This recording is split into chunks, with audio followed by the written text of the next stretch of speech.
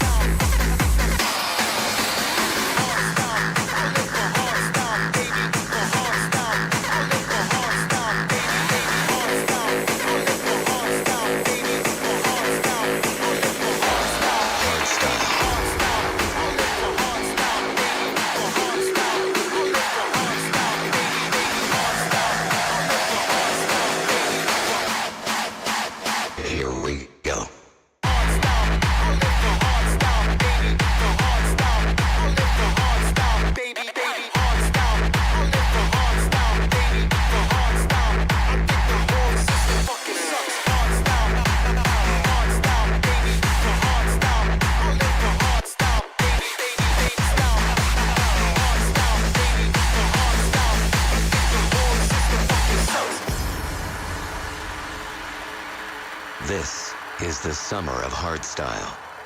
Yeah, 1 2 1 2. Witness nature. Yeah. as the foundation of a track. This is what I love and can't stop loving.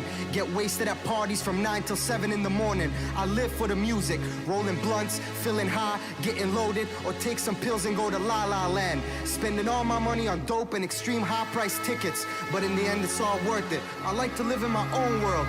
Fuck regular life, fuck a 9-to-5 job. I'm told to enjoy every moment, every hour, every minute. That's what I do on Fridays and Saturdays. Why should I take life so seriously? I just want to do what I like to do. Be it far from reality, cause I can't stand society. It's my own world, I just wanna hear the music.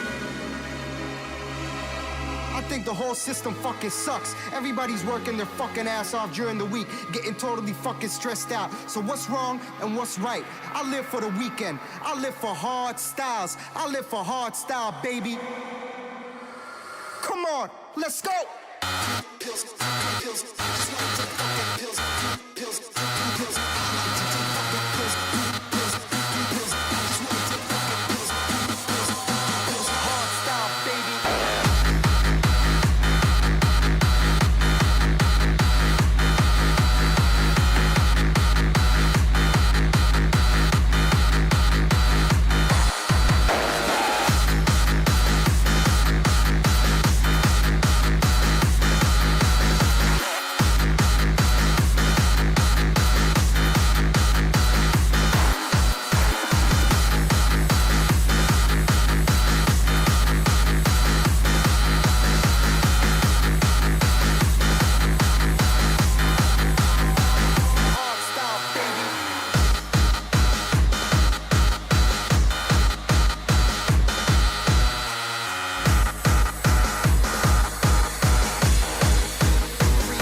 That's what we fuck.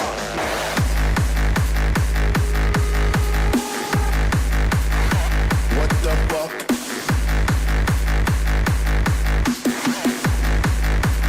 What the fuck?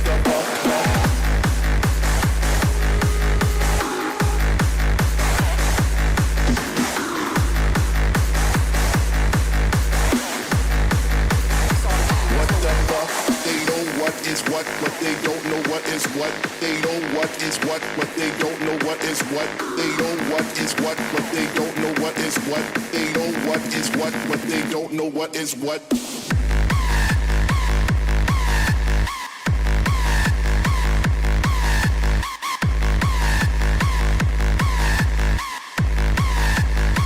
What the fuck?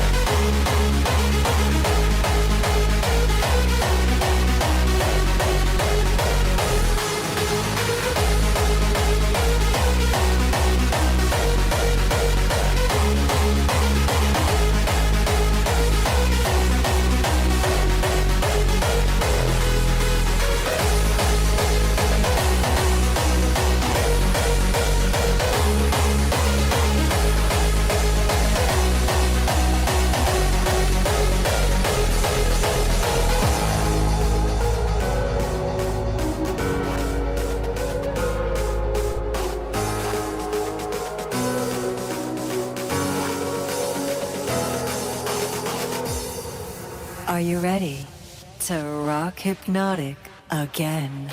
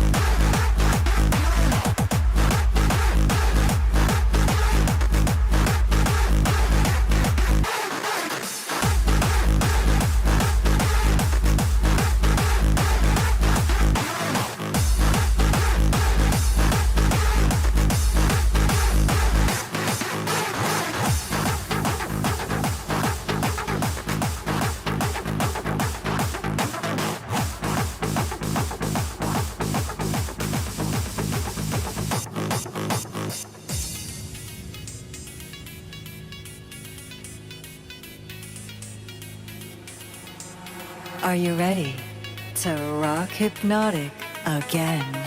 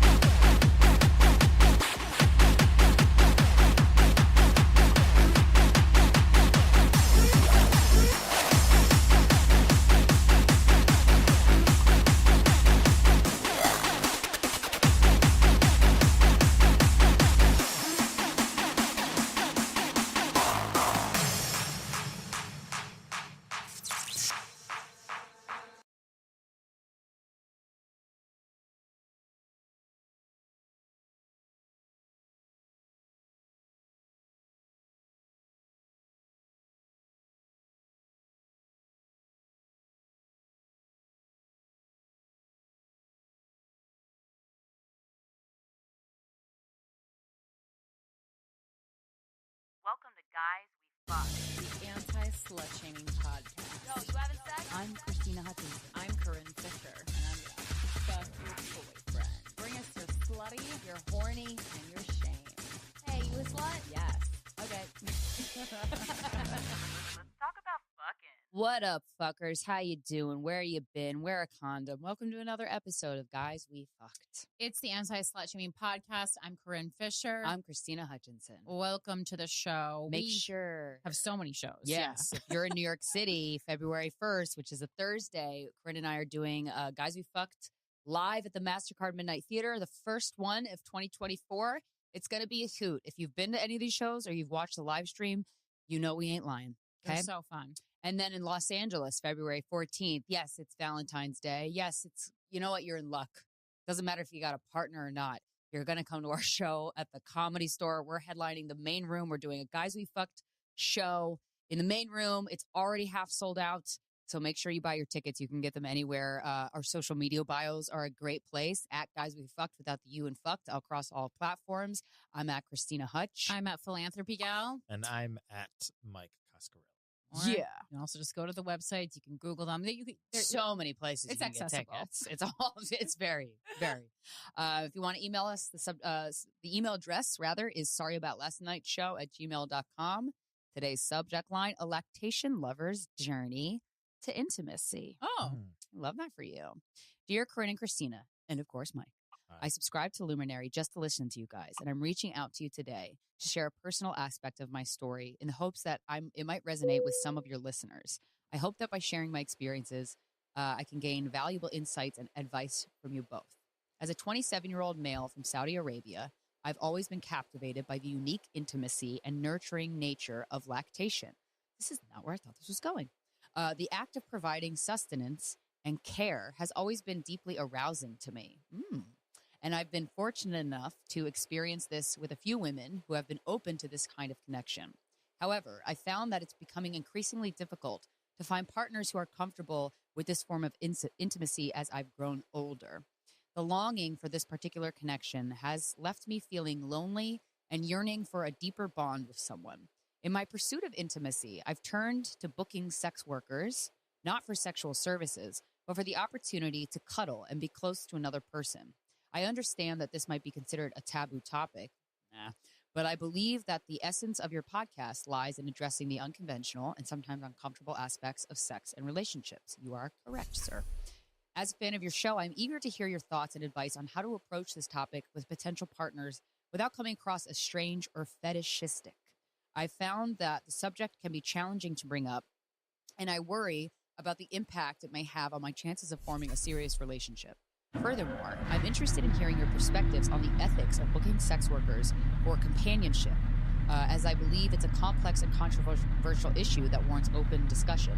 No, I think it's completely normal to book a sex worker just to hug you. 100%. It makes total sense to me. yeah. It's your Honestly, personal choice. And that sex worker will probably be amped. Yeah, my concern would just be making sure that you can set up a boundary for yourself where you don't then accidentally fall in love with a sex worker who is literally just doing their job and does not feel the same way about you. I think it's I think that's the only danger there. But as long as you're clear on the boundaries that exist within the reality that you're both living in, then I think it's totally fine. Yeah. That's why sex workers, I think to me, that's the primary reason why sex workers should exist and it should be legal.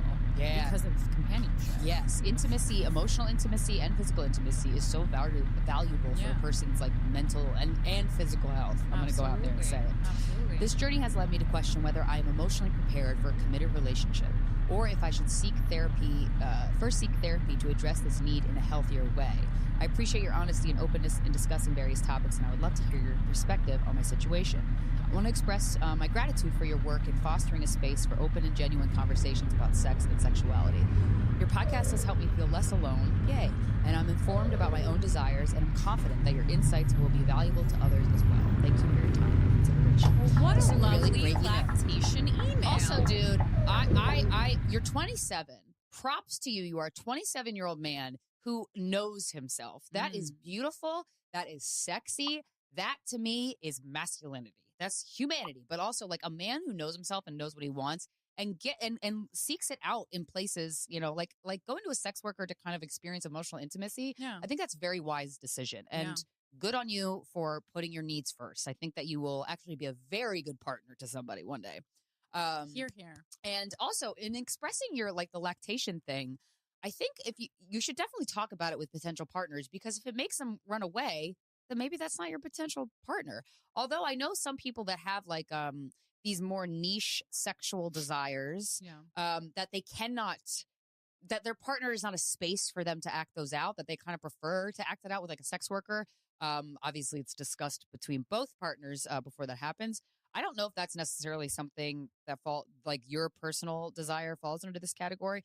But if you're going to have a conversation about it, which I think you should, after you've really kind of get to know the person and you feel like there might be a spark there, talk about the emotional impact that this activity has on you and the satisfaction it brings you first before you talk about what it actually is. And I think that's a great way of easing in. Yeah, I think when you talk about how you state as you've gotten older, this has been harder to find partners open to this.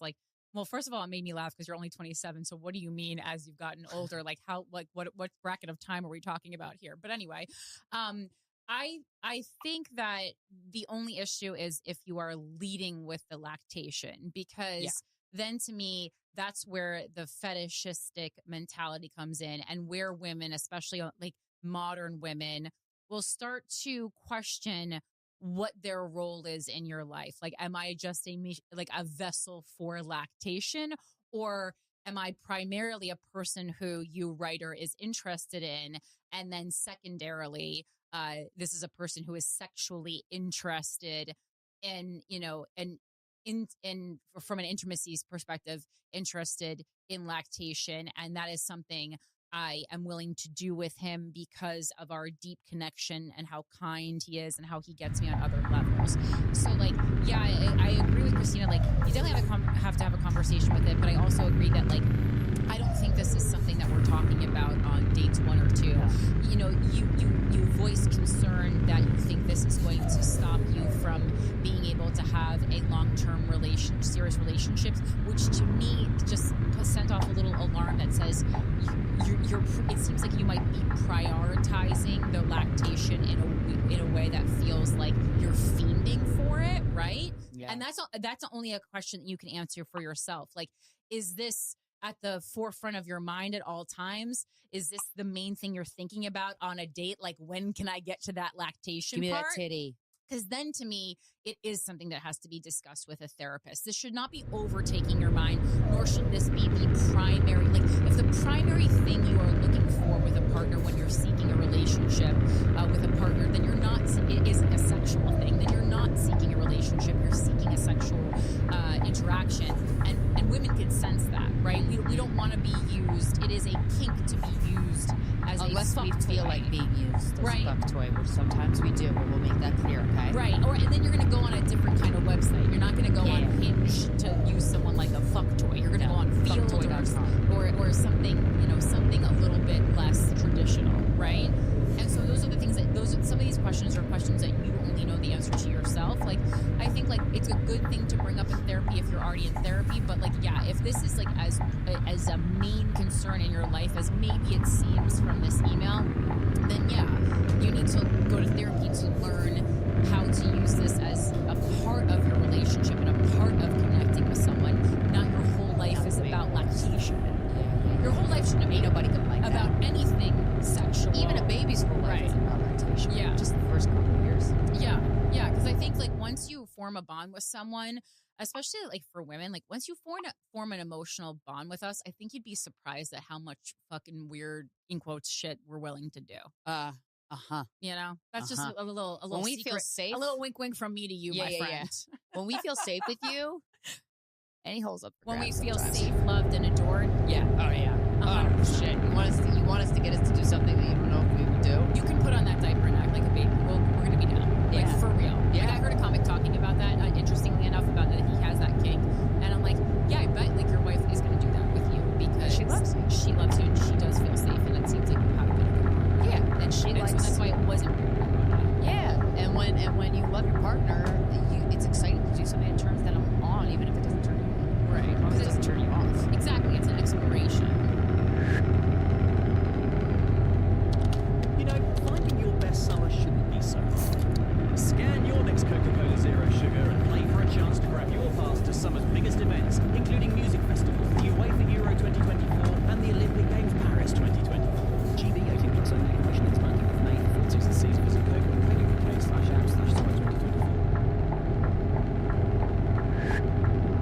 speaking of explorations, well, real quick, we can go through.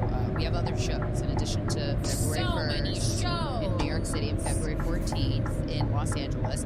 If you're listening to this the week it comes out, that means you're a Luminary subscriber. Thank you, love you. And also, if you're in New York City this Saturday, January 20th, the live premiere of my new show, Wait What, is happening at 8:30 p.m.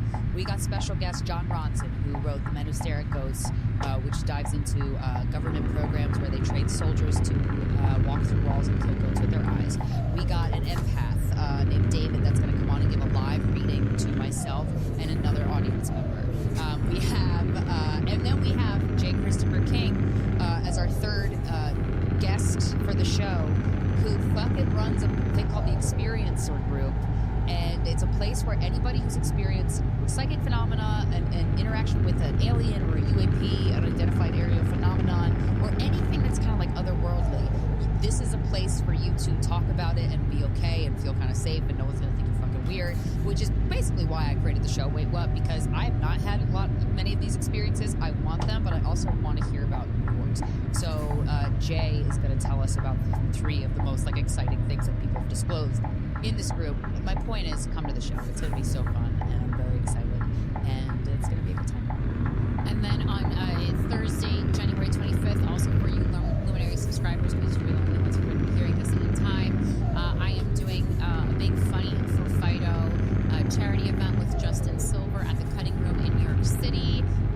It's a big show. The tickets are a bit expensive, but that's all charity shows, so totally understand if you can't afford it. But for those of you who can, I think it'll be well worth your money. 100% of the profits go to helping rescue dogs, especially these more difficult breeds like pit bulls, difficult societally, not difficult emotionally.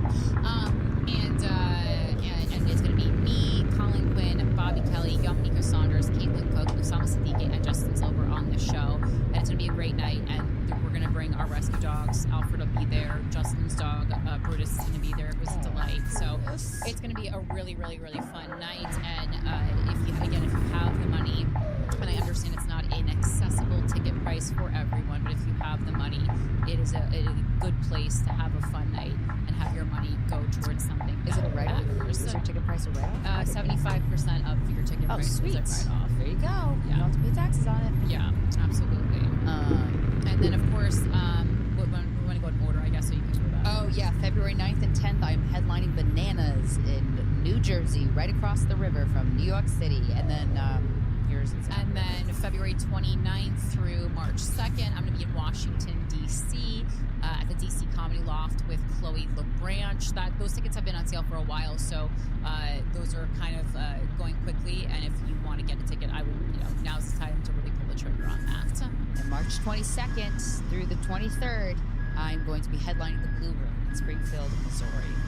Never been. I heard that's a great club. Yeah, I heard it's a great club too by a couple other comics. I don't know if have you ever been in Missouri? I think I've never been there. Yeah, we've been to St. Louis. Oh, right. Show me your coastal elitist. Well, show me your. Yeah, we've been to. I've been there at least one time. I might have been by myself, but I've been there at least twice. I fucking and once was definitely with you. Yeah. Because I remember St. Louis. In the Arch, somebody farted on the ride up. Yeah, it was awful. Oh, I'll never forget that smell. Fuck you, sir. Fuck you. I know that you was are. Pretty rough. It was really bad. But I love tiny towns. I just love them. When I did Utah. Where was I in Utah? I flew into Salt Lake, but I went to some other town. Like by the provost schools? Yeah. Oh, it was awesome. I love a small town. They're so fascinating, and honestly, you guys deserve comedy more, and it's more fun to do comedy for you guys. So please come out. Okay, there's an article kind of in the spirit of helping people and giving them knowledge and a heads up before they find themselves in terrible situations. I came across this article that piqued my curiosities. It's written by this private, it's about hiring a private investigator, but the article is called, "Is My Partner Living a Double Life? 5 Warning Signs." I just want to share these with you guys just in case. Can't wait to see the emails. What does living a double life mean? If someone's living a double life, it means they're leading 2 very distinct lives and keeping one hidden from the other. The secret life may include an extramarital affair, a second spouse or family, an addiction, shopping, stealing, or gambling, sometimes resulting in debt or legal trouble.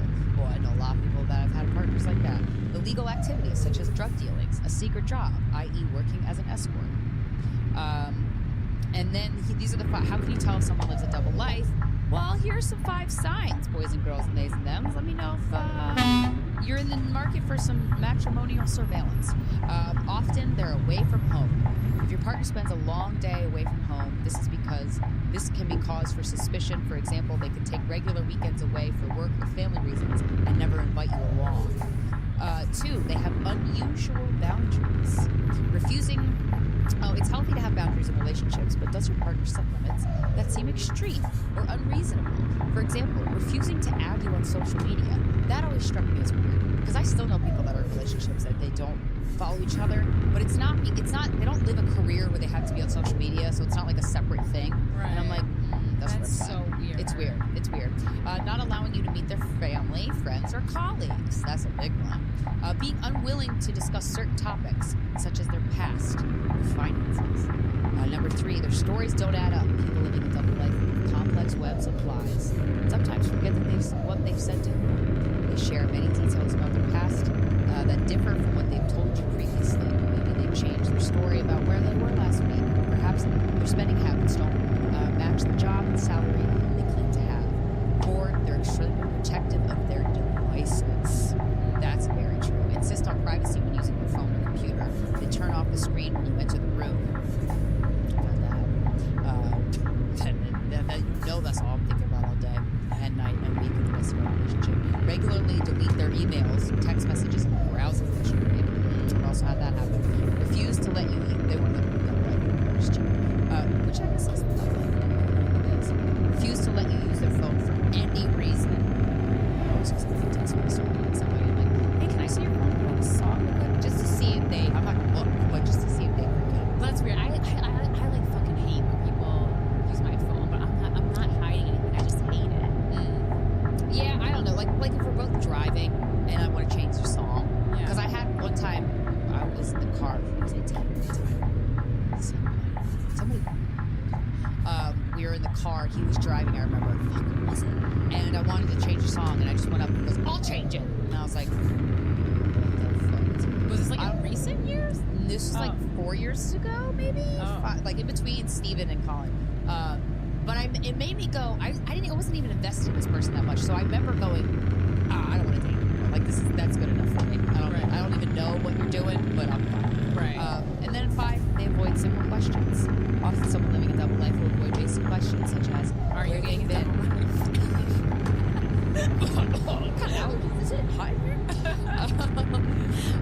Such as where they've been or what they've been doing, which, use all of these points with a grain of salt because there's certain situations I'd be like, don't fucking ask me where I was. And I was not leading a double life. Right. They may give you vague answers, change the subject, or may make you feel guilty for asking. That's the one that I agree with. If they make you feel guilty for asking, I don't know. Unless you're truly, unless you're possessive. Just a fucking nagging bitch. Yeah, don't be a nagging cunt. Don't be a fucking and nagging that's any gender. bitch. Any gender could be a nagging bitch. Absolutely.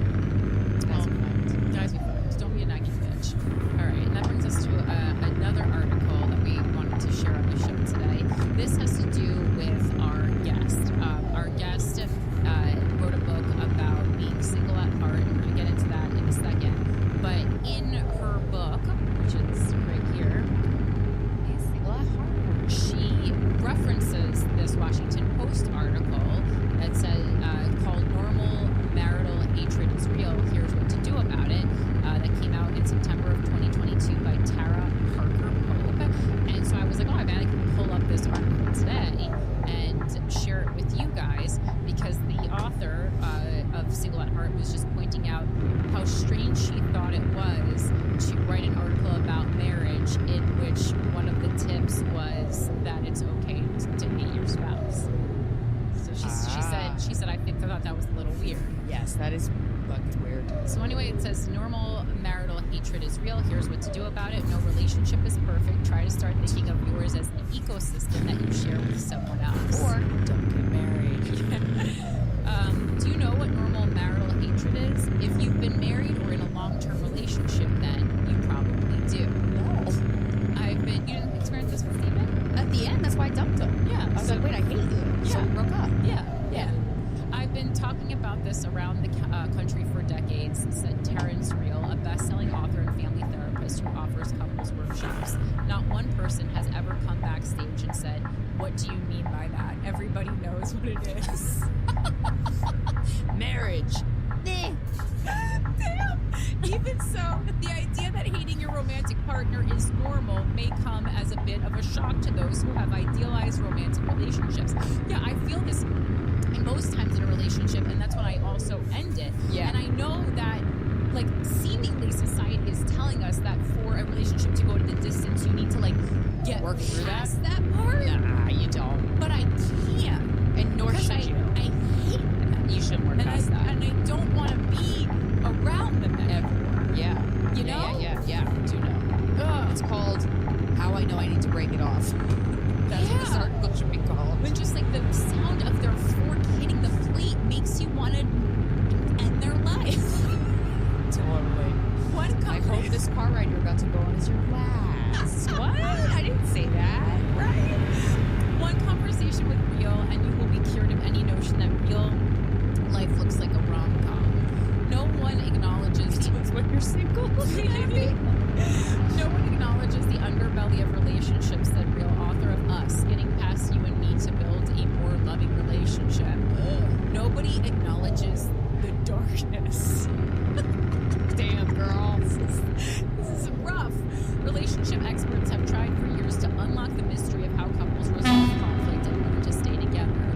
John Gottman, a University of Washington marriage researcher, pioneered the study of relationships by recording couples during conflict and monitoring positive and negative words, facial expressions, and body language. He calculated that strong relationships have a 5-to-1 ratio of positive to negative interactions. Another researcher, retired University of Virginia professor E. Mavis Hetherington, Jesus Christ, studied 1,400 heterosexual couples over 3 decades and found a type of marriage most prone to divorce. She called it the pursuer-distancer marriage, in which one person typically presses to solve problems, but the other dismisses the concerns. Real said he thinks the real problem is that many couples, if I was writing about someone with the last name Real, I would have tried to avoid using Real. Correct. I'll very more often, just, you know, hey, who am I? But just putting that out there. Like, you could have easily said Real. Authentic. Said he thinks the main problem is, the underlying problem is, anyway, but whatever, is that many couples turn conflict into a power struggle and nobody wins. In normal circumstances, if you're unhappy with me, that is not the time for me to talk to you about how unhappy I am with you, he said. Everybody gets that wrong. What at me?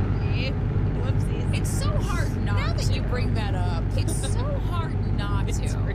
Because when someone brings up something wrong with you, you go, I've been sitting on this shit for years. I've just been sitting here tolerating your behavior. I didn't know that I could simply present it to you as a laundry list the moment I felt a tinge of unhappiness. Oh, love. Anyway, so here's what you should know about normal marital hatred and what you can do about it. In bold, it's okay to hate your partner. No, it's not. There are going to be moments when you look at your partner, and at that moment, there is a part of you that just hates their guts, Real said. You're trapped with this horrible human being. How did you wind up here? What I want to say is, welcome to marriage. Welcome to long-term relationships. Where was this published? The Washington Post. Yeah. But don't despair, he said. The question is, now what? Divorce. How do I deal with it? Just get divorced, dude. Then in bold again, stop idealizing relationships and get divorced. Real notes that we wrongly celebrate an idealized version of commitment, like that cute couple we see at a party who seem to have a perfect relationship. Never seen that. Where is that? They're either toxically all over each other or they're talking to other people. What is this, a party you saw on TV? Like, what? Yeah. I've never been to a real party where I saw this.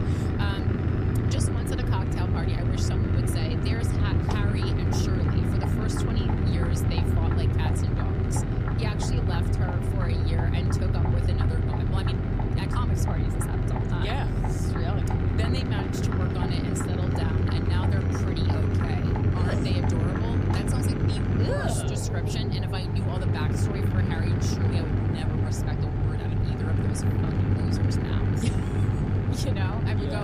they both love getting abused. Yeah. And now in bold it says normal marriages are long-term partnerships, or long-term partnerships are not happy all the time. Well, I mean that, of course. Yeah. After 4 decades of counseling couples, Real has seen that all relationships follow a consistent cycle: harmony and closeness, disruption and repair, and a return to closeness. This pattern of closeness, disruption, and returning to closeness can play out at the micro level 20 times in the course of one dinner conversation. Oh, God. That sounds exhausting. Oh, my God. It can also play out over the macro level over decades, he said. Your relationship... Self-esteem. Yeah, this This is for people with low self-esteem. is for people who... They're trying to fill the hole in their heart with another person. I mean, That's why they hate their spouse. like, just seemingly these people can't think outside the box. Your relationships is an ecosystem. Real said traditional therapy, which can teach us to assert ourselves, set the record straight, set boundaries, and push back, can actually add to this dysfunction of marriages. Setting boundaries? Yeah, because Dude. then you're going to be distant from me, Krystyna. I'd love you to come close so I can hit you. He knows people don't always like to hear it, but it's healthier to start thinking of your relationship as an ecosystem where any disruption hurts you just as much or worse than it affects your partner. Worse? That's codependent. I mean, That's codependent. I understand this, like, for instance, like, if someone, like, because I date a lot of people in the public eye, so, like, if someone is hurting my partner in the public eye, like, yeah, I'll say, even if I agree with the trolls, like, you know, I will always Stand up have for my your man. partner's back, but, and many times I do feel like maybe that watching someone get hurt in that way can hurt me more than perhaps it even hurts them. Yeah. I understand that, like, in the protectiveness, but not like, you know, like if they lose their job, I mean, That's probably not gonna- you, It's bro. probably going to hurt them. Yeah. 100%. Because I'm working. Especially you, yeah. I mean, I don't know.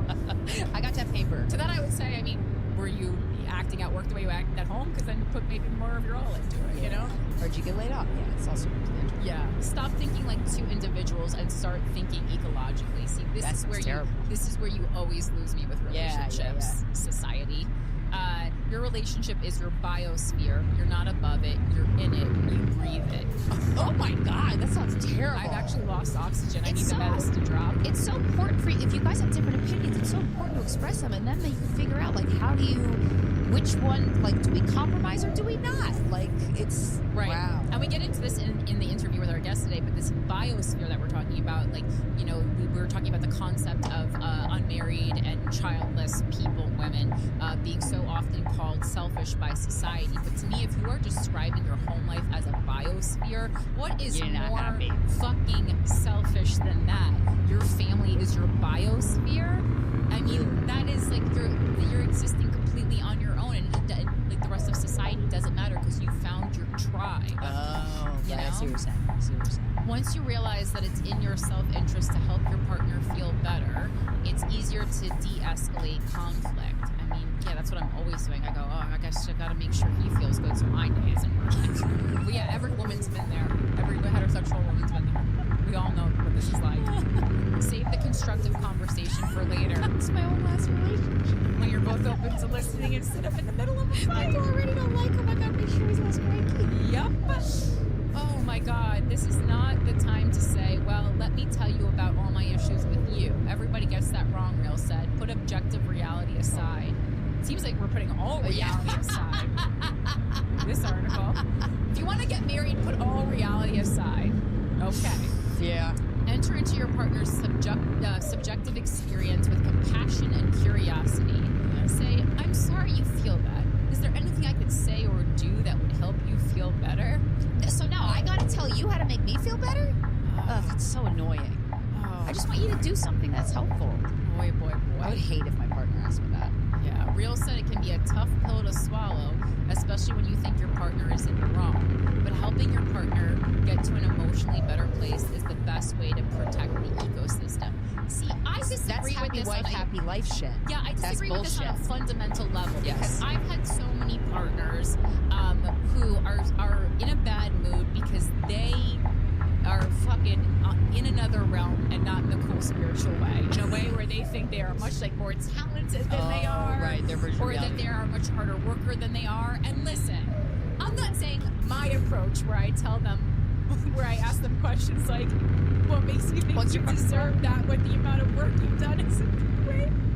Yeah, you might want to be a little more gentle. I don't think that was good, but I certainly don't think like contributing to their fantastical view of themselves and the world in which they're not really participating is helpful. Like, yeah, that's called enabling them towards less reality. Yeah, yeah. And I feel like that's like how like so many people see that as a good wife, one who just like cosplays the world that you have created for yourself, where you're really talented. Oh god, that sounds terrible. Like where you're fucking killing it, or you've put in, 20 years of work towards stand-up comedy or whatever you're pursuing is, and when you haven't, which is also a slap in the face to me, who is in the same industry.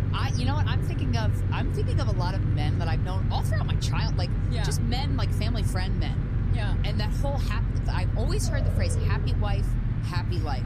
And I always knew that was fucked up. I'm like, no, because the guys that I witnessed personally say that were miserable, and their wives, some of their wives were just they were so miserable, and they like got off on making their husband miserable or something about that. And like all the poor husband was just going on trying to make sure the wife was okay so that he could have a kind of good time, which in reality was probably a fucking terrible time. He would have been way happier single. And it's like, yeah, we got to undo these tropes. Well, and also when it's happy wife, happy life, that to me is saying you're just doing anything to appease your wife. Your wife don't respect you. None of your real feelings or needs are being expressed in the relationship. Yeah, fuck I also always had a problem with happy wife, happy life. I remember so bad. Growing up, my neighbor across the street kind of said that. I don't think he said it to me. I think he, I heard the adults talking because I always used to be like, "What's going on up there?" Yeah, it's way more interesting. And I just remember thinking to myself as like, I don't know, a 9-year-old. Like, this what's doesn't seem going like a good on deal. there? Yeah. What's going on in that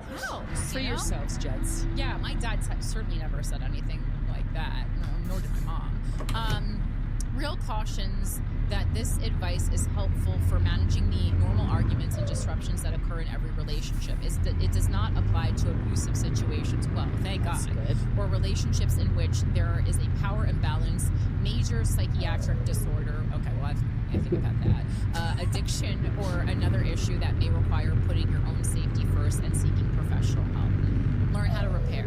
Real said successful couples learn how to talk to each other during and after conflict. Instead of saying, "Don't talk to me like that," Real suggests something closer to, "I want to hear what you have to say, so could you speak to me differently so I can hear it?" Can you imagine trying to scream that? Yeah, right. I want to hear what you have to say, but if you could speak to me in a little bit different of a tone so I can process it and not get triggered. Right. Thank you very much. Yeah, sometimes it's just word economy. Don't talk to me like that. It's so much better. Yeah, I said that before. I said it the other day. Yeah. I said, don't tell me what to do. Yeah. If I want to rage out on this car, let me be an idiot. Yeah. I get it. I mean, I guess you could just, like, I've definitely said to someone, like, when they're like screaming or having like some kind of a meltdown, I've said like, "I'm on your side." That's nice. That's a nice thing to say. Because that'll melt them, honestly, pretty quick. Like, this was happening to me like not that long ago. Like, someone called and they were like having like just like a big, and I was just like I was like, "You called me because I'm on your side. Like, I'm on your side," and like that's a reminder. Like, that's why you called me. You know that, right? Yeah. You know? Yeah. I want both partners, like in life, I'm on your side in life. That doesn't mean, just because someone's on your side in life doesn't mean that they're going to agree with every ridiculous choice that you make or thing that you do. And like, I mean, if that's the kind of love that you want, then I mean, that's codependent. Don't come to Corinne. I think we all learned that over the past 10 years. Come to Krystyna. I want both partners where we got everything you want here at the Guys We Fuck Market. A little bit of this, a little bit of that. I want both partners to be fully voiced, but you have to do it skillfully, he said. People have to learn to speak up for themselves and be loving at the same time. Nobody knows how to do that. Yeah. Then it says, discover real intimacy. Real set, like with all this talking, I just don't know how they're still fucking, and that's like the main thing I'm grappling with in this. I just don't know, like, okay. How do you have time to fuck? Not even time, how do you have the want to fuck? Yeah. You're emotionally depleted, I imagine, by all these conversations. Right? Yeah. Oh, man. Sometimes you just gotta shut up and fuck. Ugh. Real said we all long for a perfect relationship, but real intimacy actually happens when it's like she went out of her way to use the word real. I'm just gonna say. A woman wrote this? Yeah, she went out of her way to use real. And like I don't know, maybe like there's no accent mark because I'm like maybe the last name is like real, but there's no accent mark. I don't see any other way that you can pronounce it other than real. Anyway, so real said we all long for a perfect relationship, but real intimacy actually happens when we learn to accept the imperfections of our partner. That's the character of couplehood, he said. You're clear about your partner's imperfections and you feel the pain and frustration of it, but you choose to lose. Sorry, that was Freudian. You choose to divorce them marry them. I was going to say, but you choose to lose them anyway. But the line in the article says, but you choose to love them anyway. That's mature love. That's mature love, guys. Yeah. Interesting. You know, some of the parts I don't disagree with. Right. No, Okay, so I totally agree with that you're clear on your partner's imperfections and you feel the pain and frustration of it, but you choose to love them anyway. I agree with that. And it's not, I wouldn't even have put the anyway in there. The anyway is kind of cunty. Yeah. You know? Yeah, and now, but you love them, you love them despite all this. So I said earlier with my last relationship, like I left because I hated him. I do want to be clear because I do want to be more considerate with my words. I never hated him, but when I like did all the things, like most of the things that this author's talking about in the article, I found myself having to do those things, and I was like, this isn't the relationship I want at all. Right. This person isn't good for me. We're not a match anymore. We're not compatible. We're not a match anymore. Yeah. We were a match for a long time, and now we're not a match, and that's okay. So yeah, but I do agree. Like, I'm trying to think of an like you're accepting your partner's imperfections and like loving them despite it. I'm like, what is an imperfection that's so bad, like that you can't? Well, I mean, but also it's like in the course of our lifetime, we're not going to fix all the imperfections that we have. No, it's true. And I got it. Yeah. And I think some imperfections in our partners are ones that bother us as the partner more than they bother the person themselves. And I think it's really loving to try and work on something about yourself that like really doesn't bother you at all and bothers someone else. Yeah. But if someone expressed that to me, I feel like if it was like the way I did something, even if it was not sexual, I'd be like, all right, if that bugs you, I don't really care about it. Like, Yeah, it I can depends totally what see it it. is. I Yeah. can totally see it. But like, yeah, I think there is a. This is a really good conversation. Yeah. The author is great, and I just thought this was because I could tell that the woman that we interviewed today, from how she wrote about this article really bothered her. Yeah, And I can see why. You know, and you're about to see why when you hear how gloriously joyful this person is. Yeah, Okay. yeah. So she has a PhD from Harvard University. She's the author of Single at Heart, The Power of Freedom and Heartfelt Joy of Single Life. Her TED Talk, What No One Ever Told You About People Who Are Single, has been viewed almost 2 million times. And The Atlantic calls this woman America's foremost thinker and writer on the single experience. Ladies and gentlemen, please welcome to Guys Who Fucked, Dr. Bella DePaulo.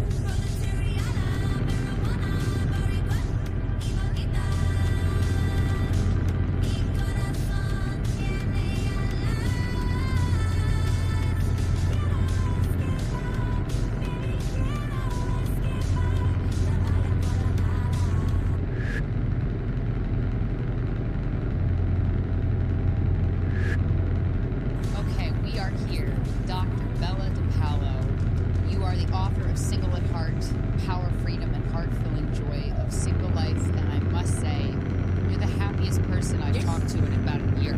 Like, we've only talked for about 1 minute so far. Yes. You are radiating joy. Yes. Thank you. I do love being single. You really do. It makes me very happy. Yeah, we can tell. This is incredible. You're going to change a lot of lives with this interview. I hope so. Thank you. Yeah, so I guess let's start, like, when did you first learn that you were a person who is single at heart? How did you have that realization? You know, for the longest time, I thought that maybe things would change. So I always liked being single. I never wanted to, be married. I never looked longingly at other people who were coupled. But it seemed like so much a part of our expectations that everybody eventually wants to get married or get coupled at least. So for a long time, I just thought, well, wanting to be married is like getting bitten by a bug. And I haven't gotten bit yet. And I don't know when I realized that, no, that's never going to happen. I'm always going to love being single. I think it was probably sometime in my 30s. It wasn't like one aha moment, but it was a gradual realization. And when I did know for sure this is who I am, it was wonderful because then I got to fully invest in my single life. I wasn't thinking, well, maybe some guy will come along and then I'll want to live with someone. Oh, I never want to live with anyone. I love living alone. It's such a joy.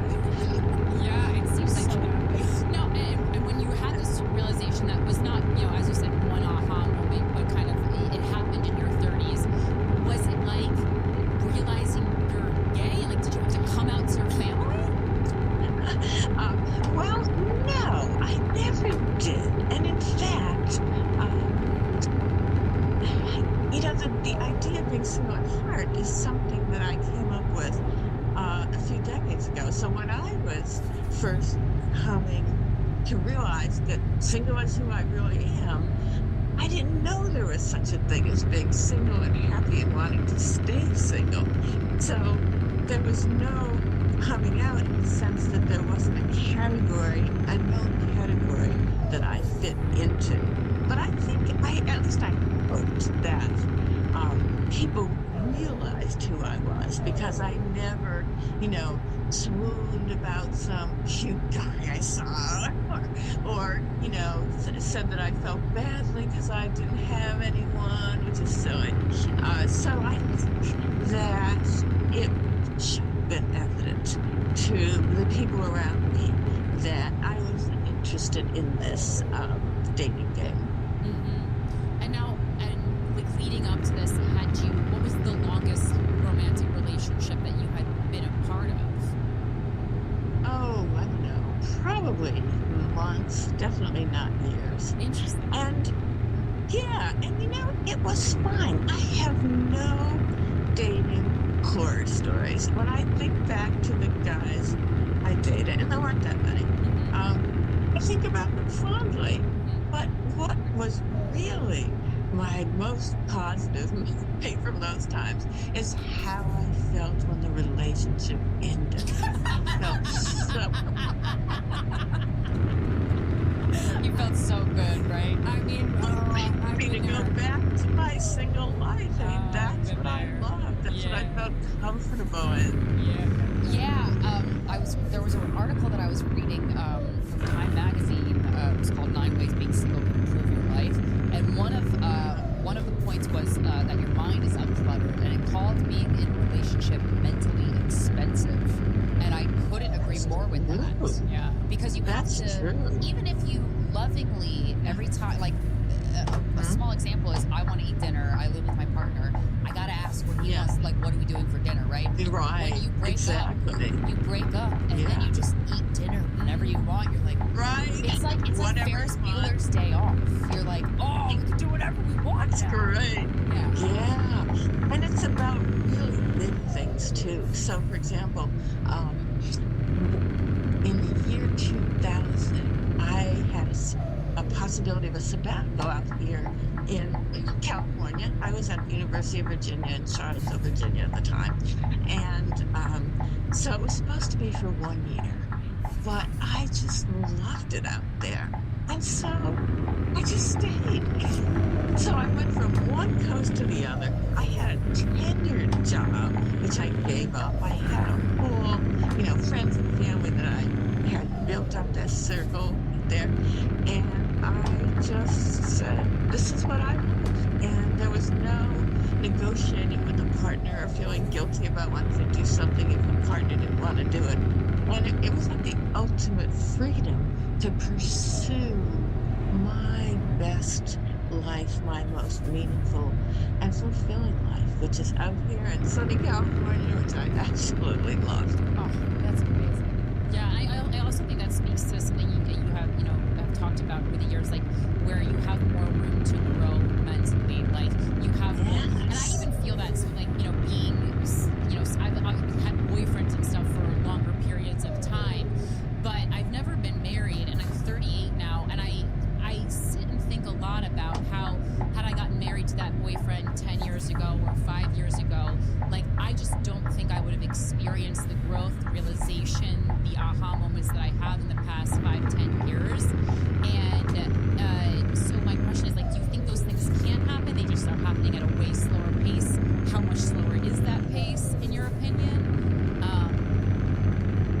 Pace of the change, like of the development that you will go through. Yeah, I mean, sure. I mean, people who are coupled or married can experience personal growth, but I think that single people are especially likely to do so, especially if they're single at heart. They embrace their single lives and they invest in them because they have, constrained by opportunities and resources and so forth. Single people have more freedom than coupled people do, and so they get to create a life that is most authentic, most consistent with who they really are, and that is an opportunity for personal growth, and so is something else that defies all our stereotypes of what it means to be single. So people use the word alone as a synonym for single, like, oh, poor thing, she's alone. Well, in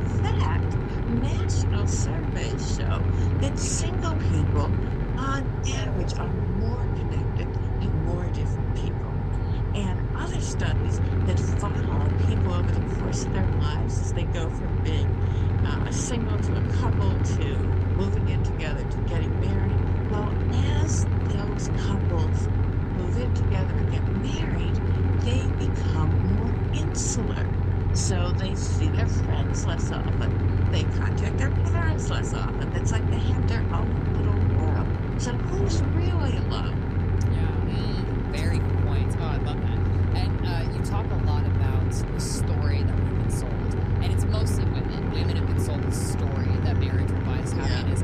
I think that a married man, I would guess that a married man actually, a married straight man, I should specify, is happier married because they have somebody to listen to all their shit. Something fell. That was probably a man that was realizing I was right. Right. But like with women, and so I think of when I was watching your TED Talk, and I was just thinking about how I grew up obsessed with Disney movies. 90s Disney movies, always focused on the princess who was trying to figure out the thing with the prince. And we're really sold this narrative from a young age with our pop culture that we're taking in. And then, when we're playing pretend as a little girl with babies and getting married and all this stuff. So how do you undo that conditioning for yourself? It doesn't seem like you had to do that for you because you were just... We unfortunately live in a society where it's very brave to be yourself, and especially when yourself is against the grain. But what would you say to people that are kind of scared, but they know in their hearts that maybe single is definitely a way better life choice for them, but they're scared because they're too wrapped up in what everybody else thinks? Find your people. So in 2015, I started this online Facebook group called the Community of Single People. And it's mostly for single people who like being single. So we talk about everything except what other people think singles are obsessed with, which is dating or trying to find a way to unsingle yourself. We don't talk about any of joys and the challenges and our achievements and post pictures of where we've been. And so I think finding other people who see the world the way you do is important. And of course, I would be remiss in my love of my own book, Single at Heart, if I didn't say read that, because I think if you read Single at Heart, the power, freedom, and heart-filling joy of single life, you will get a lot of reassurance. And this is really important, that people understand what I did not understand when I was young, that there is a thing called being happily single and wanting to stay single, and even more than that, being happy because you are single and not in spite of it. Yeah, right. That's a very important point. Yeah, I think there's like a big part of me, and kind of probably what helped me find you, or what serendipitous things happened that I found you online, is because like there is a big part of me that thinks I am single at heart. But the main problem for me, Bella, is I love sex and I like to have a lot of sex. So quite honestly, like how have you tackled that, or what is your relationship with sex, and how has that how have you gotten sex throughout your life without it feeling like a constant like challenge? Yes, let me tell you about some single at heart people I interviewed and how they get sex in their life. So Alyssa, who's 27, told me she loves sex, she loves emotional closeness, but she doesn't want to, what we call, ride the relationship escalator, where you keep going up, now we're dating, now we're dating steadily, people even use that term anymore, now we're moving in together, now we're merging our finances. She doesn't want to do that. She lets her partners know right from the beginning. Evan, who's 40, is the same way. He's gay and he likes going on dates. He likes meeting new people, but he tells them right from the beginning, this is he's not looking for a committed long-term relationship. Jessica, who's 38, calls herself sexually open-minded, and she likes to engage in sexual practices that other people might look down on, and she feels very happy to be single because she can pursue what she likes without the judgment of a partner who might not like that. Another person, Andrea, told me that she's 29, that she actually liked, when she was in college, she liked the hookup thing because it allowed her to compartmentalize. So she said she would spend time with guys and they might even have very intimate conversations, but then it was over and she got to go back to the other parts of her life that she loved, like her classes and her interests and her friends. And so I think in lots of ways it works out well. Yeah, it depends on your personal preference. And of course, some people just aren't interested. So that's another thing too. And if you're not interested, it's much easier to be single because you don't have anyone.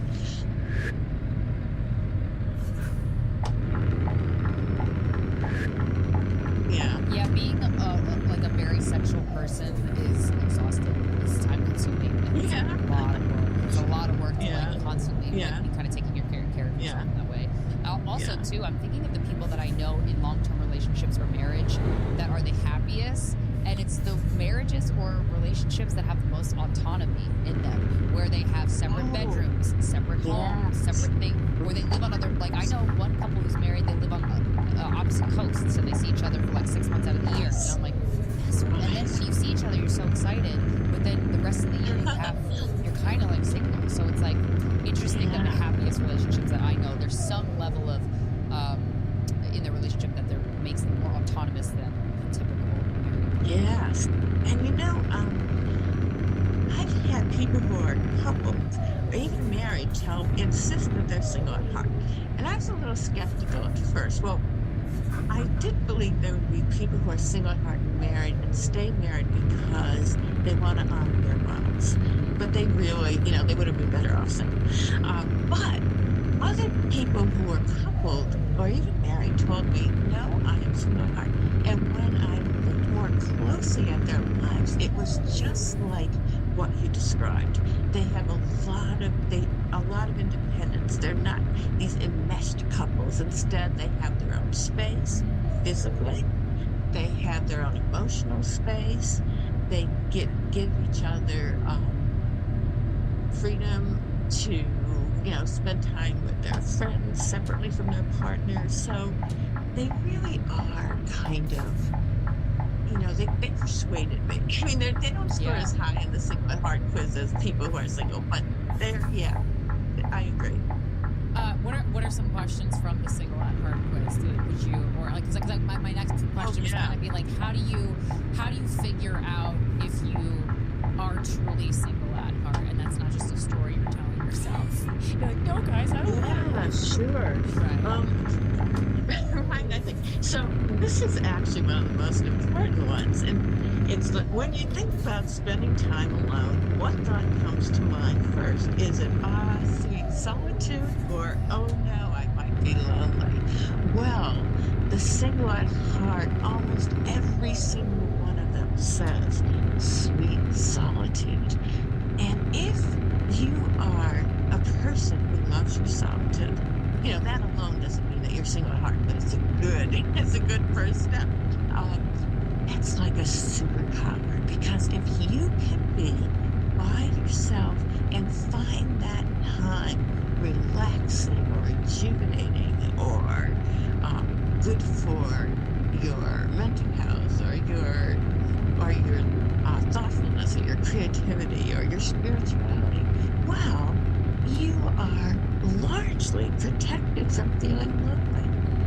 So it's just the opposite of what people think it's like for people who are single. So if you are, single at heart, you're not going to be the stereotypical lonely person. And as you get older, you're not going to be the caricature of the single person who's isolated and lonely. I mean, I'm 70 years old. I'm not isolated and lonely. Not at all.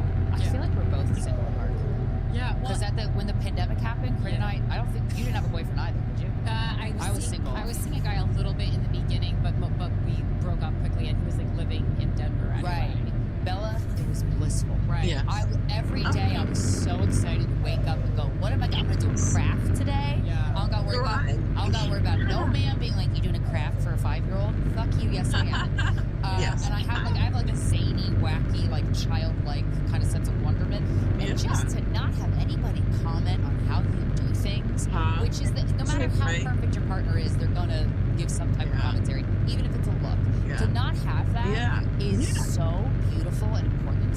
Right. Oh. Yeah, I mean, even yesterday, like I ate for dinner, I chose to eat a bag of like cheese mix munchies, which is when they put Doritos, crunchy Cheetos, and cheesy sun chips and pretzels in a bag, and I eat the whole thing, Belle, and it was like 1,200 calories, and that was my dinner. And I was like, I was just thinking of like the nasty judgment that a boyfriend would have had if I was doing that in front of me.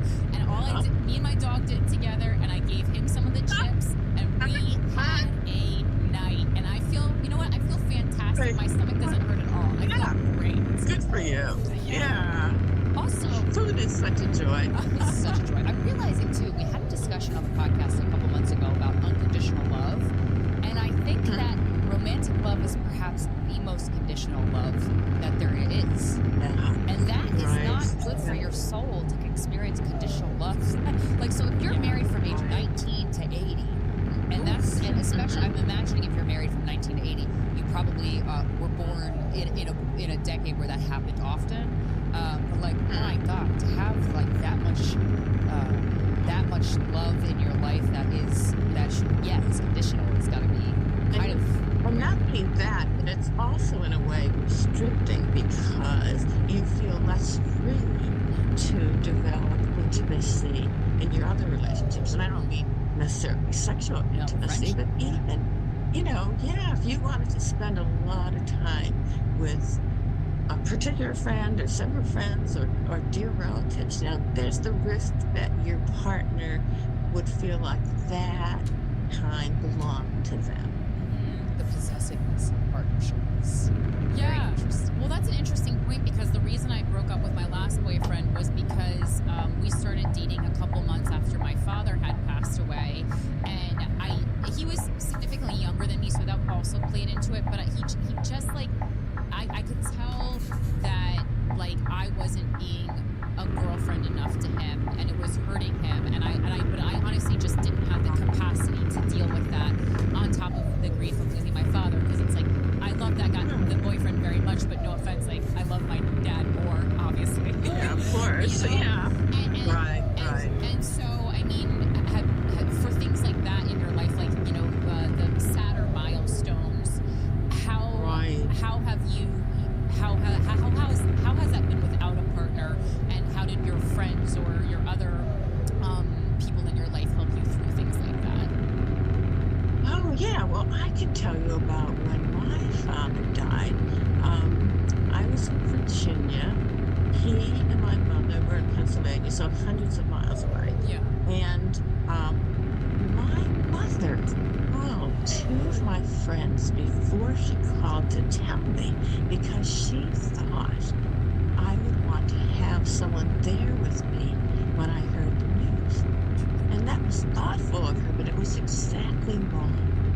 When I hear important news, and that even includes good news, I like to process it myself. Oh my God, me too. Yes. Yeah. It's different. You process it differently. Yes. And then afterwards, I was very, very much comforted and appreciated and welcomed the support of my friends and relatives. And I thought that was something quirky about me. But Carol Kahn did this dissertation where she interviewed 14 women who had been single for a long time and asked them what they liked to do when they first heard something important, and 8 of them said the same thing. They want to process it on their own. Well, and I can't imagine that another person being in the room when you get important information, good or bad, like you said, it's almost impossible to not be affected by their energy. And I can't imagine that doesn't affect your processing, because like one of my greatest things about being in a relationship versus being single, a lot of times, no matter how great the boyfriend is, I have to be the only person in my entire apartment for at least one day out of the week. And if not, I'll go absolutely nuts. You could be in the opposite room and I'll never see you, but I know you're there and your energy, and I can't. So with that in mind, like the grieving process. They're stealing a piece of your mind. Yeah, probably without even trying. Yeah, without trying. Yeah. Right. Oh, sure. Of course, it doesn't have to be conscious at all. It's just they're there. And what I love about you telling me that story, and I've heard things like that from so many other people, is it counters this insistence that if you are alone, spending time alone, there's something wrong with you. Like there's some loner that's going to go shoot up a school. Right. No. Yeah.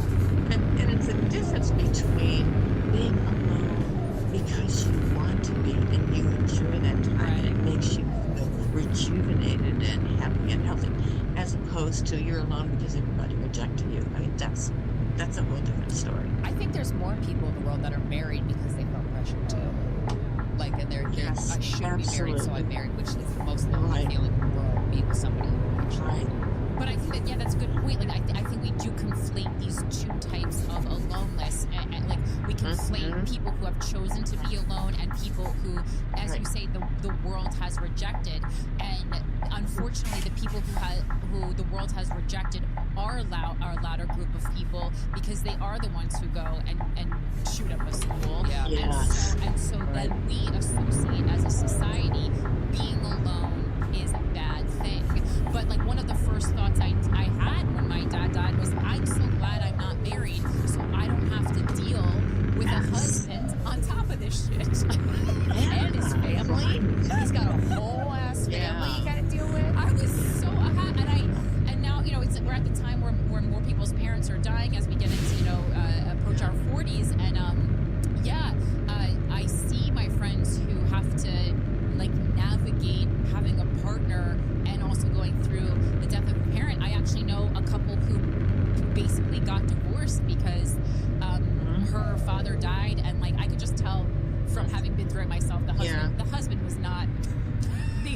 good job of supporting. And she was like, I don't want to be in this anymore. I think a lot of people in maybe America especially are kind of emotionally, they're not attuned to their own emotions as much. Like their emotional intelligence is not, because we don't encourage it in school. We don't encourage it. Like, or I think we're just starting to encourage emotional intelligence and introspection, like in a much bigger way. But yeah, that's almost impossible to get if you're being with somebody for so long. It's like, what are your own thoughts? Another thing about the death of father, Carla, one of the single at heart people in my single at heart book, told me that when her father was dying, she was very close to him. She felt so relieved not to have a romantic partner because she wanted to spend as much time with him as possible. And that would have been a harder thing to do if she were a partner. Absolutely. Do you think we'll start having movies soon? Oh, maybe in our lifetime for kids, like Disney movies, where they're just celebrating a person, man or a woman, or in between, who's just happy being alone. Yeah. A while back, there's a movie called Brave. Oh, yes. It was about she was great. Merida, maybe was her name. Oh, she's alone. Okay. Oh, I didn't see I know that movie. about I know Brave. of I it. didn't see it though. Yeah. That's the curly red hair. Oh, okay. Yeah. But, it's about a little girl. We need grown-ups who want to be single and stay single and love it. And it's just appalling how that's just not out there. And it's especially appalling because there are so many people who would relate to that. And, there have been hints that people who write movies and come up with ideas for TV shows should have taken. A long time ago, Sex and the City had this scene that was so popular. It was when the four women were at a wedding at the bouquet toss, and the flowers come toward them, and it's right toward them, and they all stand there and let it drop in front of them. And then they look at each other and they make plans for where they're going next. And, why didn't people tune in the creative community? Why didn't they tune into that and realize there's something there? There's something appealing about literally turning your back on the whole fantasy land of marriage. And on that same note, it's so unappealing to hear female characters. Most of that show is them kind of bitching about the men in their lives and not really doing a lot about it. And so, like a moment like that, you feel like different cellular taking that in artistic sense. And then it's just like this whole trope of. I was thinking a lot when I was reading a book about how many people are in marriages that don't know their husband or wife. Why? And I'm realizing now as we're talking to you, why we're so quick. People write us emails all the time. We're so quick to tell them to break up, but it's because maybe it's because we're both small at heart, because we know how precious and amazing your alone time is. Blissful. It's blissful, and I have a boyfriend who I love so much, but I will never not love my alone time. Like that would save me for the rest of my life. And he's a lot older than me, so technically he's probably gonna die before me. And when I think about that, I'm like, all right, cool. Do the last couple decades solo. It's Amazing. Well, one of the reasons I'm so passionate about this, and I want to, get my book out there, my message out there, is because if you are single at heart and you're married because you know that's what you should do, and the other person you marry is not single at heart, that's not fair to them. It's like, what people say, and it's mocked for being, just a thing they say when a relationship ends. It's not you, it's me.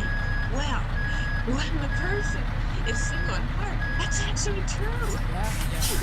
Relationship ends. It's often not the partner's fault. It's that the person is single at heart and it's never going to work. One thing that convinced me most powerfully that this is really a thing is when I heard from people who found the one, people they loved, who loved them, who were willing to do anything for them, and yet they just didn't want to be coupled. Interesting. And Yeah, because otherwise people say to you, oh, you just haven't found the right person, Right. you're fooling yourself, blah, blah, blah, blah, blah. You know, the way they dismiss single people's emotions and feelings, the way they never dismiss a married person's. I mean, nobody would say Yeah. to a married person, oh, you just think you're happy. Yeah. You're fooling yourself. Right. Yeah, well, it's so deeply ingrained, even the way that we like barely like I don't know if we ever, or it's very rarely that we elect a president who is unmarried. Have we ever? Because we just don't. There's something in our society that we go, oh, something must be wrong with that person. When I think like, well, if the person's unmarried, well, then they've had their whole life to devote to the pursuit of social justice and politics and causes, and probably would be more well suited to be president. Yeah, that's true. Yes. And in fact, there's a lot of research showing that single people are in many ways more giving and caring and altruistic than people who aren't. And you can see that also. Of course, I'm focused on the single couple thing, but also kids, no kids. I think that a president who had no kids is more likely to care about all the kids in the country and not just their kids. Yeah, true. Yeah, because it's so often, especially women, childless, unmarried women are so often called selfish. And as I see more and more of my friends getting married, I agree with your point entirely, where it's like, oh, they care more about their kids. They don't care about, as you said, all the kids. And that it's not like pointing a finger like, oh, one is better, than the other, or like married people are this is selfish. That's not. I'm not trying to flip it and say that they are selfish, but I do think it's misadvertised when you say, oh, you have kids, you'll care more about the world that they grow up in. It's like, no, I think you'll care more about that how your children specifically grow up in the world, but rather than all the kids growing up in the world. And sometimes it's just time. Like, part of my decision in my ever-changing, my process, mostly, like, I don't want to have kids, but a big reason is because I think I would have to devote so much time to my own children to give them the life that I would want to, that I would have to stop doing these larger pursuits that I'm really interested in and changing the world at large for better, which I do feel like I have the power to do. Yes. Good point. Yeah, I think more people. I know a lot of married people, and a big chunk of them. I'm like, you guys are a lovely couple. You're lovely to be around. I love getting dinner with you. But most, I gotta say, most, it's like they're not. They realized that their sacrifice was too much. Like sacrificing my 50% of my mental capacity to now think about what you want to do, what your input is. It's just. You could be donating that to learning how to build drums or having two homes. Do you have any recommendations? Oh, go ahead. Okay. And I even feel happy, even when I'm with happy couples who seem happy. Yeah, totally. So, for example, if I go out to dinner with a group that includes couples and they seem like a good pair and everything's fine, at the end, I am so happy that I'm not them, because they have to go home and be with each other, and I get to go home and be alone.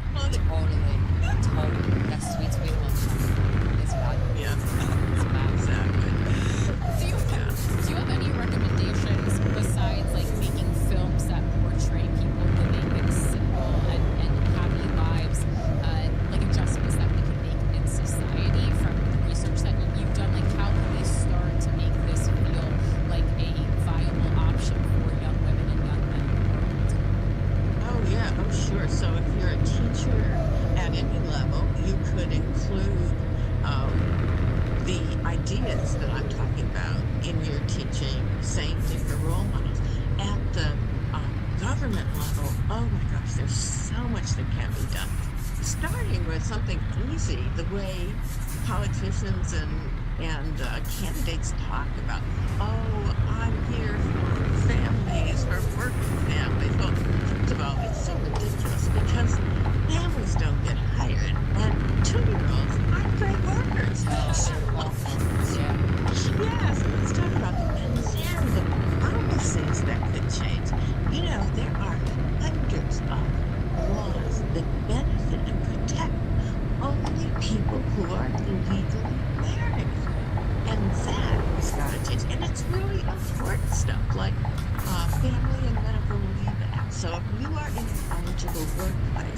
you can take time off to care for a parent, child, or your spouse.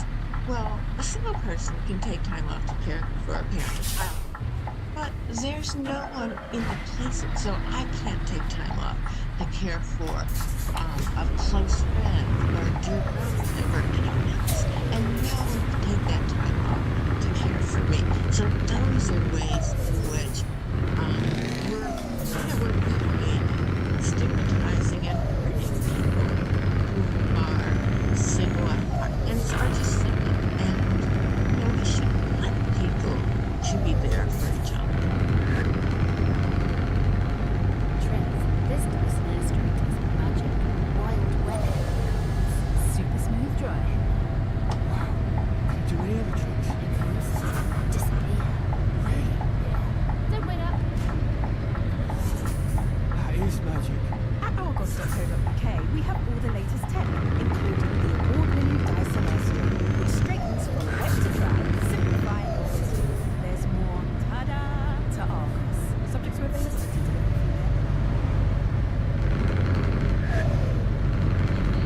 Yeah, that actually reminds me of one of my biggest pet peeves. We're stand-up comedians, and I've been trying to write a joke about this, but so often on the news when someone is murdered, it will somehow increase the horror of them being murdered if they have kids. And it just feels so like, oh, yeah, like she's better. Yeah, like, oh, is it so like, it's so what the message that I get from that constantly is like, so if you are murdered or die, especially at a young age, and you didn't have kids, like, oh well, that's the loss. Yeah, really. Well, actually, there's a law. I can say it's funny, but it's not. It's awful, but it's amusing, but it's awful. So, if you are married and you die, your spouse gets a couple $100 toward final expenses. But if you're single and you die, no one gets that. It's like throw their body in a ditch. Yeah. Who cares? Oh my God. Yeah, and it's I wonder if it goes along with this concept, like you can kind of say that a country pushing its people to get the citizens to get married, so they're pushing for traditional family, but every clear politician belong to any group that has a traditional family. They're usually anti-LGBT, anti-women's rights, there's just all these awful things.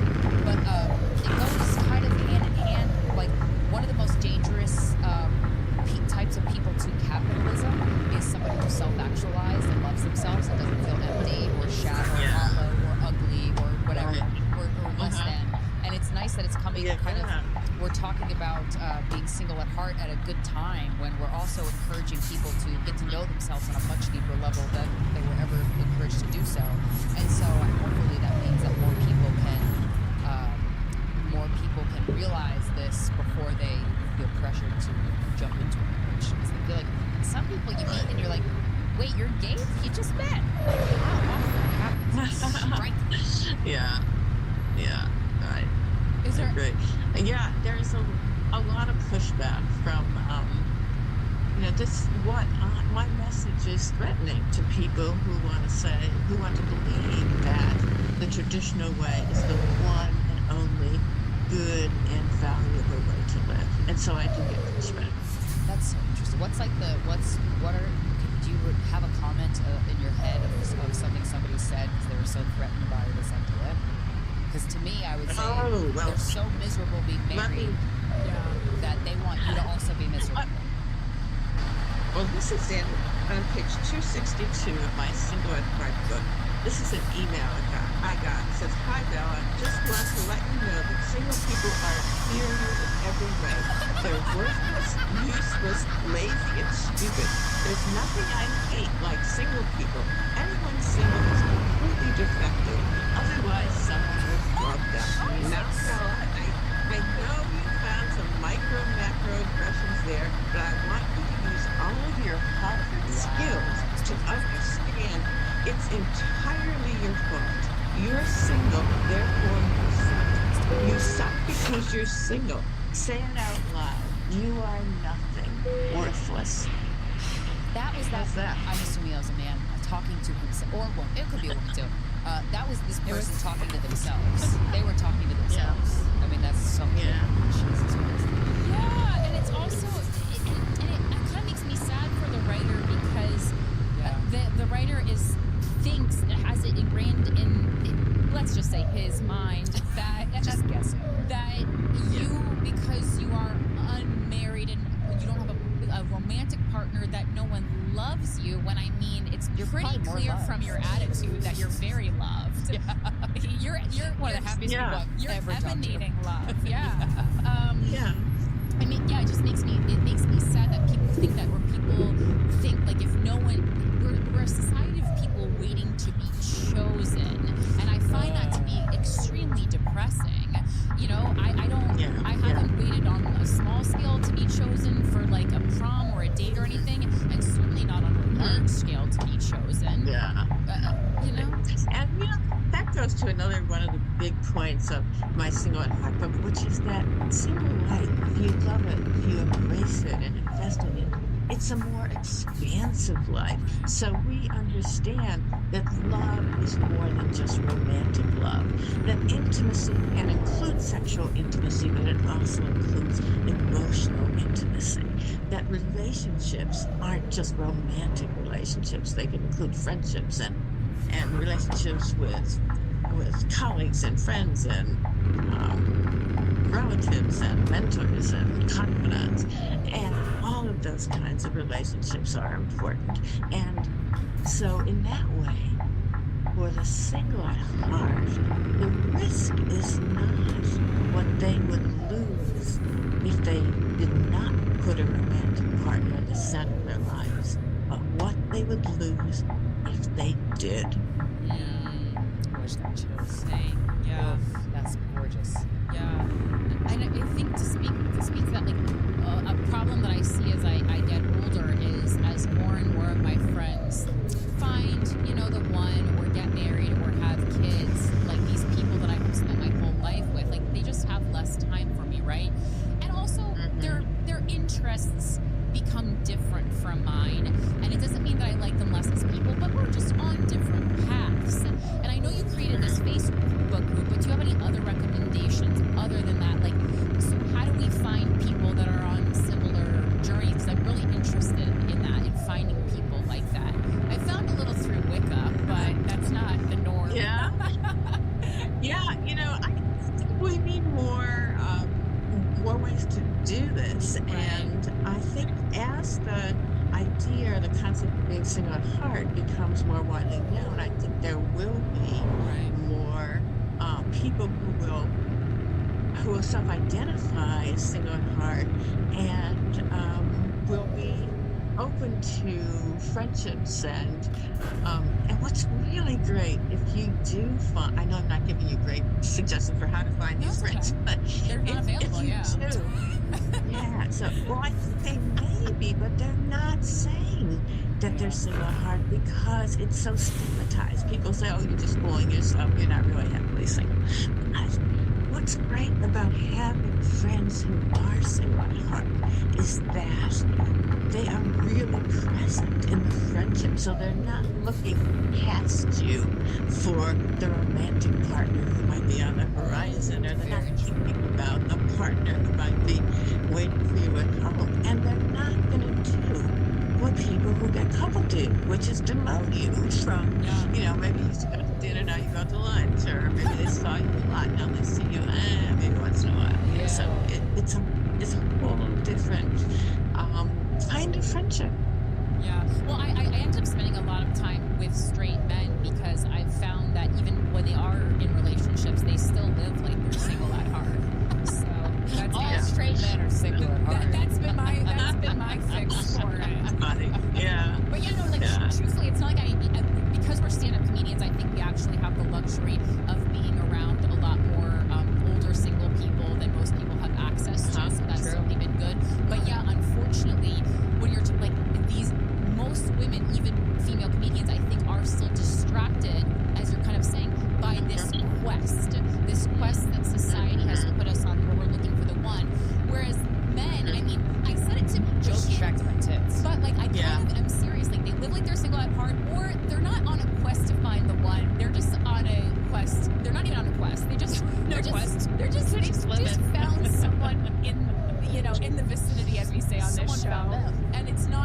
distracting to them. Yeah. Because it's like a partner, not a soulmate. A Yeah. soulmate just takes Yeah. up so much more headspace. Yeah.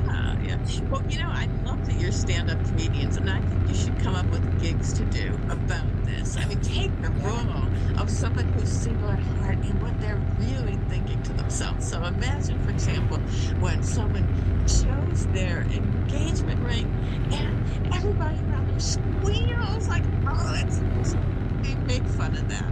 Yeah. No, I mean, I recently made an observation that men to me are like a promotional tote bag. Like, I'll use this, but I didn't need this.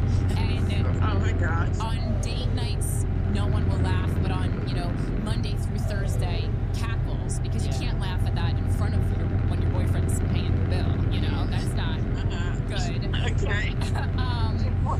And I think like we get a lot of on this show, we get a lot of pushback from people leading more traditional lives who I think feel, for lack of a better word, triggered by our conversations on here. Like we are somehow hating on married people, or that we have some vendetta against them, or that the whole show is us being bitter. When I've tried to express multiple times that we spend a lot of time talking about options other than marriage, or perhaps maybe the downfalls of marriage and traditional life, because that's not something that's been talked about a lot. And there are just so many spaces where you can talk about how great marriage is, and there's not enough where... Absolutely. So how do you have tools to help people feel less triggered, or to explain to them that we're not attacking their traditional lifestyle, we're just presenting a different option? Yeah, we're presenting one that's more fun. Sorry, hater. Right. So the way I think of it is that single at heart and having an openness to that is part of a whole bigger project of people getting to live their best, most authentic lives. It's part of the whole process of when people who were heterosexual felt stigmatized and couldn't say who they really were, or when women were stuck in more of a traditional box. And some still are, but it's much less so now. And so I think that people who are drawn to coupled life, who really do flourish there more than they would if they were single, they should get to do that. No one needs to say that. One just assumes that. So the reason that I need to talk about single at heart and focus on single people and be a messenger for the way single life can be fulfilling and more fulfilling than coupled life for people who are single at heart is because that message is out there. So it's not that I want to dump on, married people or couple or make fun of them. But I do want to show that people who are single should feel just as proud of their lives. And in some ways, if you are single at heart and you admit it and you don't try to hide that, that's even, in a way, it's even more admirable because you're going against the grain. You're taking the risk that people will mock you or disbelieve you and say, oh, you're just fooling yourself. But it's important because you can then be a role model for other people who love being single, but they don't want to admit it, or they think, oh, this really gets to me. Some people who love being single have written to me, and they think there's something wrong with them. So, they'll go to therapy and they'll buy self-help books. And how weird is that? That someone who loves their life is worried that it means there's something wrong with you. If you love your life, congratulations. You're doing one of the great. few. Yeah, it's an amazing, beautiful, blessed position to be in. This has been a lovely interview. Thank you so much. Yeah, is there anything Well, else? it's fun talking to you. Yeah, we love it. I knew that this was going to be great, and I can't wait to read the whole book. Is there anything else that you want people to know? Other things that you've written, or places where people can find you and follow you? Plug anything you want right now. Yeah, okay, so my website is belladepaulo.com, BELLADEPAULO.com.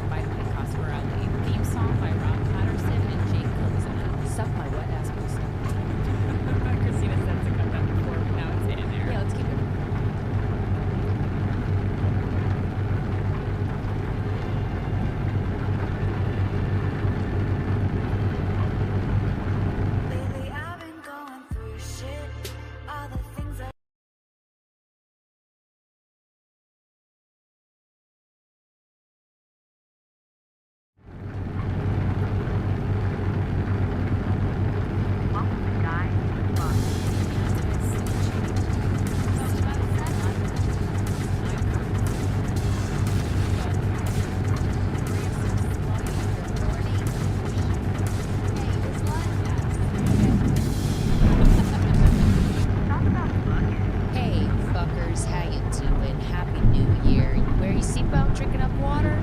Welcome to another episode of Guys We Fucked. It's the Anti-Slut Shaming Podcast. I'm Corinne Fisher. I'm Krystyna Hutchinson. Make sure to come to our shows, guys. We have 2 big ones coming up. Guys We Fucked shows. New York City, February 1st. We're at the Mastercard Midnight Theater for our continued Guys We Fucked, the Experience residency that has been so fun.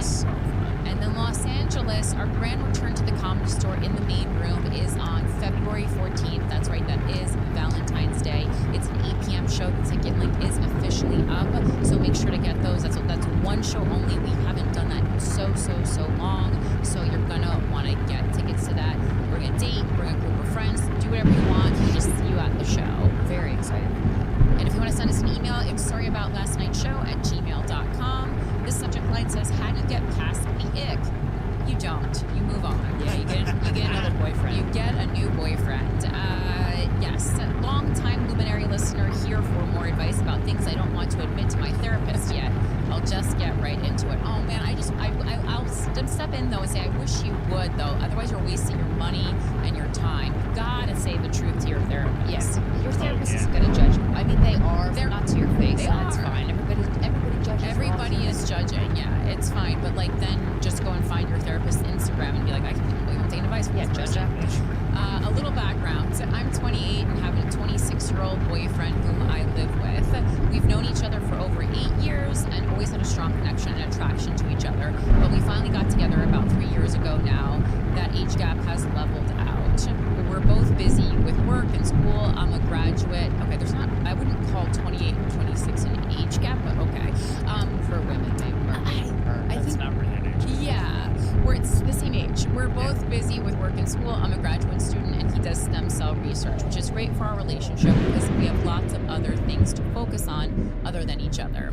I've always been very independent as I was forced to take care of myself and my younger siblings from a young age due to my parents having multiple jobs and have spent all of my early 20s single. Because of this, I can get easily smothered. My partner, on the other hand, is the baby of his family and has jumped from relationship to relationship. It's just because he's a man. It has nothing to do with his position in the family. That's true. With as little as 2 weeks in between, which was the main reason I didn't want to date him when we first met.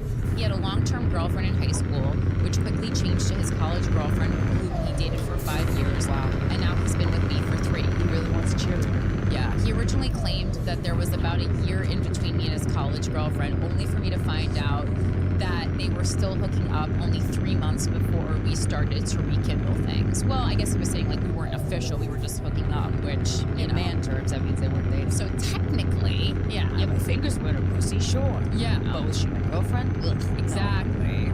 I've always been a bit suspicious of this, but I can't blame him for having a drawn-out breakup since we've all been there, and I have no way of knowing if they were still hooking up to try to get back together. I don't think so.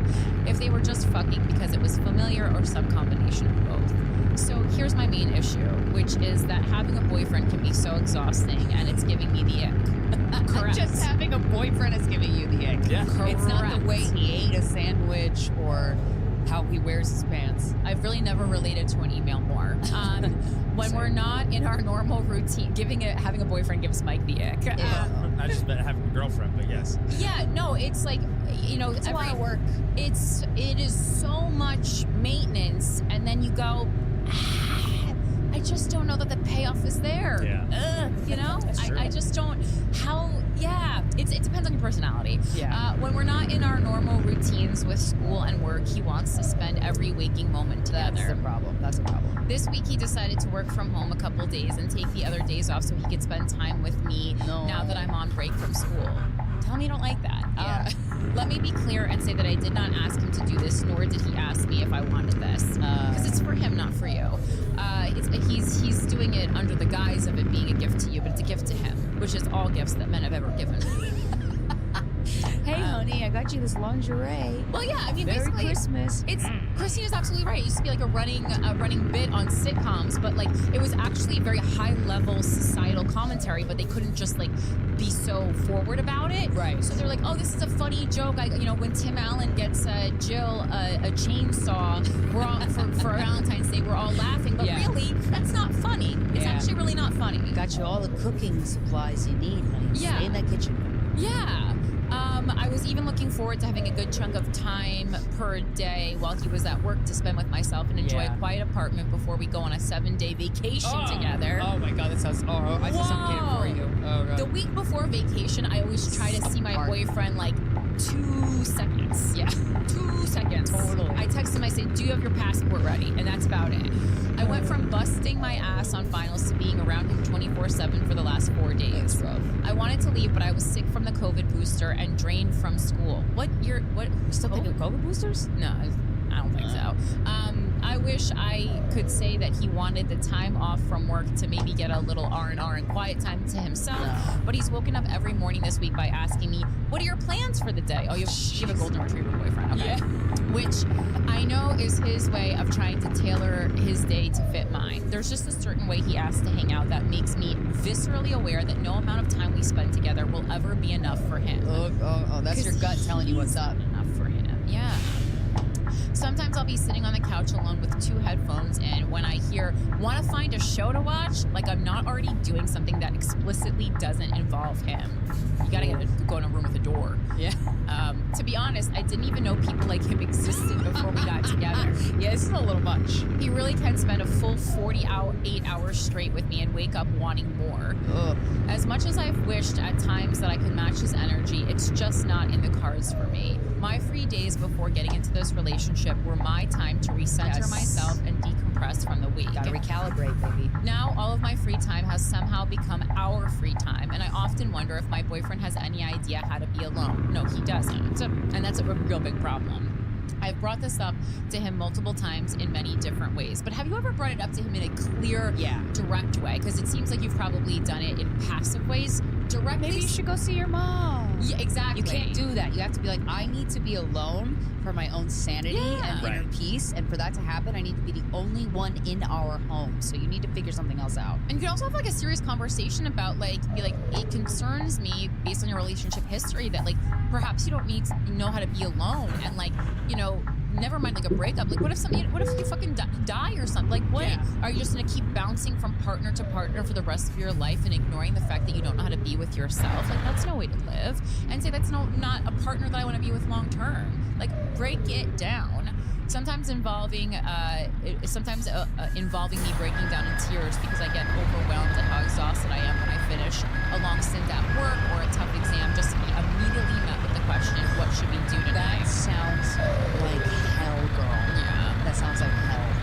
The only reason I'm able to write you guys today is because I told him I wanted a me day, to which I could hear the disappointment in his response. Of course, then the avoidant attachment in me causes me to pull away more, and the anxious attachment in him makes him cling on even harder. Now, specifically for my questions, is there anything salvageable here, or am I killing myself trying to make this work? Should I even try bringing this up to him again? Do I only like my boyfriend when he's busy? I've had that. Any advice from you 3 would be greatly appreciated, as I'm about to spend 7 days with him and his family. Oh, no. His family's there too? No. Well, maybe he'll hang out with his family and you could get away and go for a walk. Oof, these people who go on vacation with their the families. Well, actually, you just did it, but and it was different. Great. But I spent siblings, alone not time. Parents. I went for runs and walks by myself, and they're fantastic people that are not annoying in any way. And I still had to be alone.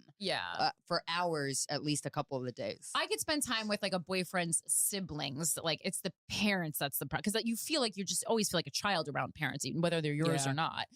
Which I'm hoping doesn't create an even bigger wedge between us, the vacation. It will. He conveniently just texted me a couple photos of us, so I'll get ahead and attach it to this email. He's cute. Glasses twins. You're both super cute. I love a glasses couple. Oh my God. You guys are adorable. I mean, in the photos, but the dynamic you're describing sounds awful, and it's going to chip away at your sanity, and you're going to resent him. You're going to absolutely resent him. She already does. Yeah. I mean, exactly what Corinne said earlier, of sitting down and being like, I'm concerned about your inability to spend time by yourself. Yeah. What are your thoughts on that? When was the last time you spent a whole day alone? How did it go for you? I'm the kind of person that if I don't get multiple days a week where I have at least half the day to myself, the relationship is going to crumble. Yeah. And it's not personal. It's just it's who you are and who he is. Yeah. Also, I'm actually... How did you make it through the past 3 years? Has he gotten more clingy? Because I don't know how you got it through 3 years if this is if this is the dynamic. Or maybe it's just been building up and you're super patient. Yeah, because you're talking about the age gap. This is not the age gap. This is inherently who you both are. This has nothing to do with the age. This is who he is and who you are. Even if you were like him, that's still unhealthy and you're still going to be resentful. Like you just need time apart. It's so vital. Yeah. Because it makes you miss the person. You have no opportunity to miss him because he's never away. Yeah. And he's, you know, he's so young to have been in all these consecutive long-term relationships. Yeah, he totally has golden retriever energy. Yeah. He just follows you around. But even a golden retriever doesn't talk. So it's like not as annoying when a golden retriever follows you around. Yeah. And even when they do, like sometimes I'll go from room to room and Kevin will follow me and I'm like, dude, you got to not do that. Yeah. So you gotta nip this in the bud right away when you get back from that vacation, which I'm assuming is now, since I'm sure that was like a Christmas related thing. Right. Yeah. You have to have a serious talk about this for sure.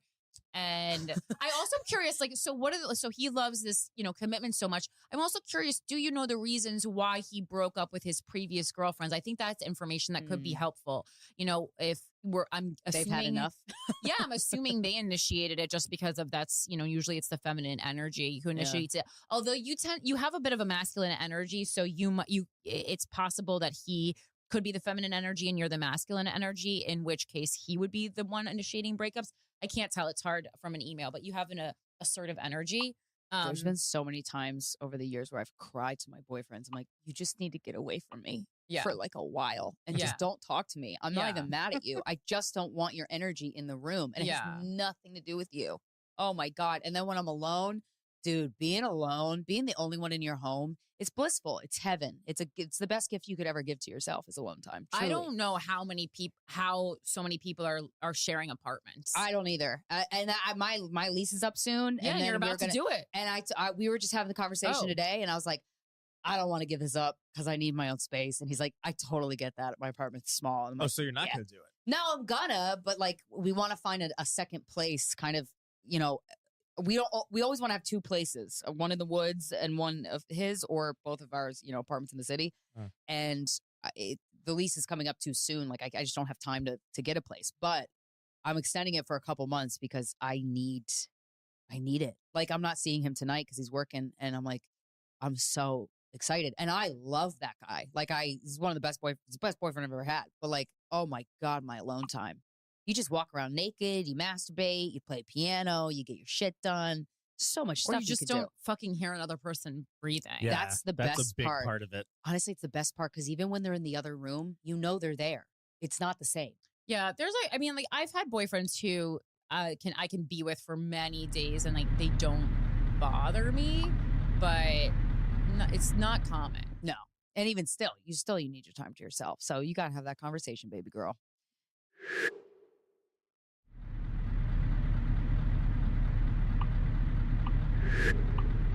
And then come see us live after you've seen us in New York City on February 1st at the Midnight Theater, and then Valentine's Day, February 14th. Well, before all these. January 20th, ticket links are now up. There is a very limited amount of tickets to the very exciting premiere show of my new show. It's a podcast. It's a show. It's going to live on YouTube called Wait What? It's about aliens, the afterlife, psychic phenomena, psychedelic drugs, and all the things that make you question your reality. And I'm so excited for the show. January 20th, it's a Saturday. It's going to be at MCM Production Studios in New York City. And we're going to have very special guest, John Ronson, joining us to talk about psychic phenomena. He has some very cool stories that he's excited to share. And then we're opening up the microphone at the end of the show for anybody in the audience that has experiences with these psychic phenomena, including aliens. If you're living in Florida and you were at that mall in Miami on January 1st, holler at your girl, because I can't figure out what the fuck is happening with that. Whether it's a conspiracy or not, it's very confusing. And I know with the alien stuff, the government and the police very quickly try to make you think you're crazy or that it was somebody else's fault. So buy tickets to that show. And then also I'm headlining Bananas Comedy Club in Hasbrook Heights, New Jersey, February 9th and 10th with John Campanelli featuring. And then on March 22nd, Springfield, Missouri, I'm headlining the Blue Room. And as always, if you would like, I host group therapy over Zoom 4 times a month on my Patreon. It's patreon.com/Krystyna Hutchinson. All the audio is uploaded to the Patreon the next day. And we have some really great conversations. There was a a girl there who had a breakthrough recently, and it was really exciting because I've been following her story for about a year now, and it's a beautiful space, and it makes me love humanity more after I end each Zoom. And I gotta say, I need more of that because the world is tough. The world is tough. So we'll see you there. All right. And then for me, you can see me on my podcast Without a Country every week that comes out Wednesday nights on YouTube and everywhere you listen to podcasts. We are headed right into, election season before you know it. So there's so much to cover on that show. We've had some great interviews in the past year. We're talking about banning books in prison. We're talking about human zoos. I mean, there's not no stone left unturned. What's Yeah. a human zoo? Exactly what it sounds like. Whoa. Yeah. It's not kinky or sexy? No, it's not. Damn. It's That's extremely kinda racist. sounds sexy. It's extremely racist. Oh my God. Yeah. Whoa. Okay. I got to tune in. I got to tune in. So all those topics and more, if you are interested in the news, or if you just want to be more interesting at a party, which I got to be honest, a lot of you could really use. I would love to just hear people. I know this is literally a show about relationships, but there has to be more to talk about than the opposite sex or the same sex, depending on who you date. And that is my goal, to put you out into the world with some, more. It's long form animal facts, basically. And then Washington, D.C., I am playing DC Comedy Loft February 29th through March 2nd. You guys have known about that one for a while. I know sometimes it's hard to buy tickets for next year. So now I'm going to really push that. It's time. Some of you already have tickets, but make sure to get that. Chloe LeBranch will be with me, and it will be a super fun time. We always have a great show together. So looking forward to that. All the links are up at the Linktree link in my bio. And that is that. So I have a couple things I wanted to bring up. One is the more serious one that we'll get to first. I don't know. I don't have an answer, so I'm more asking you, Corinne, or the audience. Yes. But it's weird to go about your day. I think that people are good at compartmentalizing. Sure. We're all good at it, and that's a good thing and a bad thing. It makes us functional, but at the same time, it makes us kind of, I don't know, does it not allow us to give enough thought and emotion and energy to these horrible things that are happening? But dude, that fucking war in Gaza getting plummeted, and these women it is really tough to not think of that all the time, especially being bombarded by just all those images on social media. And I managed to keep myself off of social media except to post a lot of the time, because I don't want to see these images, because they make me so sad. And what can you do? Somebody had DM'd me. I posted something about childhood trauma, like a post of this guy Patrick that I followed that I really love. He has a lot of great things to say, and he had this post about relating to going no contact with your parents, because that's what he did. It's better to be an orphan than to be held hostage. And I posted that with a note saying it was about a dysfunctional parent. But then somebody had DM'd me. And I understand where they're coming from. Usually, if someone DMs me like, "Are you fucking serious? So tone deaf?" I'm like, "What?" And I'll come at them with that same energy. But I get it, because there's a lot of energy to this conflict that's happening, and in Ukraine. Where do we put it? But they were mentioning, like, you guys haven't mentioned that on the podcast, and there's that women. infuriates me, because on Without a Country, guys, I have done talked about it. hours, Yes, and hours, and hours of research and content about it. So please do not come at me at that. This is just a different space. We actually tried this. I'm aggravated now, because we tried to do news content on the show, and you guys, with your feedback, basically told us Talk about dicks. Yeah, exactly. You told us in no uncertain words that you didn't want news there. I fucking created a fucking space so that I could do that. And also because the way politics are, unfortunately on a show when you're co-hosting, a lot of times, our thoughts will bleed it. So Krystyna could say something and I could be held accountable, or I could say something and Krystyna could be held accountable. And I didn't want to get really deep on this show, basically because I want to just, anything I say, I want to be held fully accountable personally for.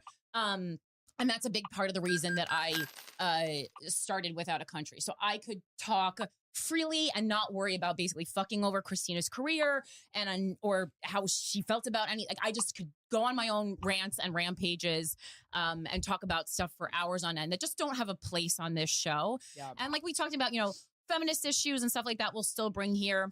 But like this is just like a bit, this is a lighter show. We'll do molestation and rape, which is certainly not light, but that's kind of what we it's do under the umbrella on this show. Yeah, exactly. Yeah, sure. There's a specific theme to this show. And so to say we haven't mentioned it. No, you haven't fucking looked. Stop. Yes. And I know that it is not everyone's job to talk about everything all the time. Totally. Yep. And I agree. I'm so sick of that shit. But when this person DM'd me and I looked at their profile and they had like a Free Palestine thing as their logo, it was made very clear to me that this ongoing annihilation of people in Gaza is affecting you in an awful way. And of course it is, because it's awful and it's traumatizing and it's terrorizing. And I feel like people need somewhere to put the anger, and then you just end up fucking yelling at somebody for not talking about it on a sex podcast. Exactly. It's misplaced, yes, but I know enough about traumatic situations to know that like it's okay. It's like I remember Corinne once when you said, this is unrelated, but when you're like a guy like touched your ass and like when you were walking down the street and I'm like, what the fuck? And you're like, I'm glad he did it to me because I know that this guy's fucked up and I'm not going to be like upset. But if he did that to somebody who was assaulted, that could like ruin their fucking week or whatever, you know? Well, apparently I sent that energy into the world because I got sexually assaulted again this weekend. The same shit that happened to you. Someone taking a picture with me, fucking, I don't want to do it to you, but like grab my, it was from the side and like, I don't wear bras and it's hard to find where my tits are sometimes. So I was just like giving him the benefit of the doubt and then quickly. You never give a man the benefit of the doubt. Well, I learned that. I'm so at peace and at zen that I was like that. People have been like so forward with me lately. And I was like, oh, they sense my higher vibration and they want to get a piece of it. You're right. And it's no, you're not. Yeah. I mean, there were in Turn this right weekend round. alone, there was like 4 really crazy interactions. I mean, I was out at the comedy club and the security had to literally leap on this guy. It was a thing. Holy shit. All the staff's writing me apology letters. I go, it's not your fault. Yeah. Oh, fuck that. Yeah. Ew. I mean, the most offensive part about it was how unattractive this man was. But it's always that guy that so funny. It's a control issue. I got groped later that night at New Year's at the Olive Tree, but I got kicked out. No, I know. Mattern told me. Yeah. He fucking, and I knew. I didn't freeze up and wonder, was that fucked up? Hours later, actually. Well, that was a comic who did that. Yeah. And it was in the moment. And he was drunk and he did it twice. And then this other comic saw him do it to me. Yeah. And she saw me go, and he was like, he just fucking did that to me too. I'm like, all right, this guy needs to leave. You need to be kicked out. You just got passed here. Are you fucking serious? Yeah. What the fuck is your problem? Anyway, sorry that's happening to you. That's fucked up. There's and some you're right. wild energy. Yeah. There is wild energy. And when your vibration goes higher, piranhas come in and it's weird. You would think that raising your vibration would make disgusting people go away. Yeah, no, they just want to suck it out of you. It's awful. But that is all to say that this person that DM'd me and was upset. I got it. I wasn't my normal like fuck's your problem when I got like defensive. So I did want to bring it up and just ask the listeners, like, is there's a reputable charity? I was doing some research. It seems like UNICEF donates sanitary products to Gaza, but I'm like, how the fuck are we getting these things to them if people in Gaza can't get out? How do we get them tampons? Like, but what's happening is it's so awful and inhumane, and it's hard to think about. But I just wanted to throw it out there of people that like run or work for reputable ways to donate funds, to donate products, whatever the fuck we can do to help, because it feels like, you know, you want to be able to do something so that sadly, you can move on with your day with a little bit of peace of mind. I don't know. I don't even know. Well, but that's we all got to help each other. Thing. It's just, I mean, this has been going on since for years 75 years. Yeah. And it's just, but it's just both sides got to stop and just stop killing. Just stop. It's just, that's not going to happen. It's not. I know. That's why I'm like, I wish we could just drop ecstasy over everybody and just put it in the air. And then all the people that are fighting, that are killing people, that are firing missiles and firing guns, maybe those fucking mellow out and realize that that's not the way. Killing people, killing anybody, it's not the way. I love that you think that. Obviously, you've never met anyone from the well, you have met someone from the Israeli army, but I have. But that's why I'm saying nothing is going to work unless you give them ecstasy involuntarily without them knowing, and then they chill the fuck out. Truly, or aliens come down right before the battlefield, and then everyone drops their weapon and they go, "What the fuck is that?" I've been thinking about this. This is the only two things I could think of that would do an immediate ceasefire. That's it. It's a lot of it is like it's religion, based, obviously, and it's just two groups of people that just don't feel the same way about the world. Or religion's supposed to, bring you closer to yourself and to God, and it really doesn't do that often. Nope. But if you're interested in learning more about it, as it seems so many of you are, you can tune into the show that I do hours and hours and hours of research on. That there's literally a YouTube thing that says like Corinne, I think it's called like Corinne Fisher breaks down Israel versus Palestine on YouTube, available. When I say hours of content, me talking about hours of content. Go watch it, that I have guys. researched because I do think that this is absolutely important, and I did want to be more informed about it. Yeah, and so it's right there for you. I don't know anybody else who is as thorough and unbiased in their research endeavors as you are, Corinne. So And it's like a very valuable pieces of information to ingest because you're getting it from a source that is truly not biased and truly does her fucking homework. My God. Thank you, but it's been so interesting because Without a Country is an extremely hard show to clip because people, number one, you can tell how people want to be angry about politics, right? Oh, yeah. And every time I clip it up, people always think that I'm going against them. And I'm like, oh, it's clear from your reaction to this clip that you have no idea what side I'm actually on, how I actually feel about it. You haven't consumed the full length content. And I mean, listen, Without a Country is basically a 2-hour, if not more, show, me monologue every week. But I mean, it happened with really serious things like Israel and Palestine, and it happened with not as serious things like the new Dave Chappelle's new special, The Dreamer. And I like put these big notes, like, please, before you react, like, yes, this is one piece of the conversation I have, but especially now that I'm doing the show solo, which I actually really, really like, I'm kind of almost debating myself. So I'll bring up a point and I'll bring up a counterpoint, right? Which I did with everything. I posted a clip.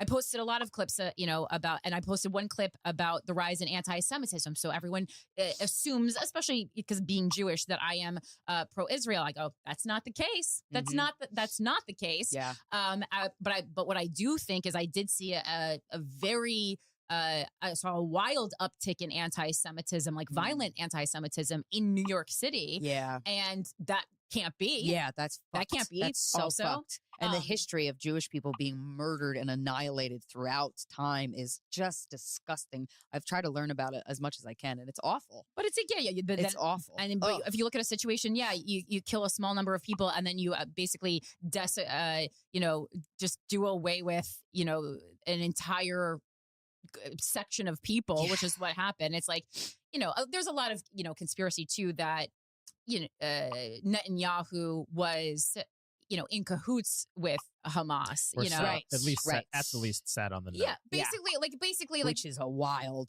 because it's the fact that somehow the IDF didn't know that they were planning this. Like they're on top of everything. Yeah. So it's like, oh, they allowed everywhere. A small amount of casualties, and of course, it's not small if you were one of those people or those are one of your family members, but like truly a small amount of casualties in order to actually, go absolutely apeshit on Gaza. Yeah, and So the terror in which they killed women and children and men, like everybody, and the tactics they use are so awful. Like the New York Times article about like the rapes and stuff is just.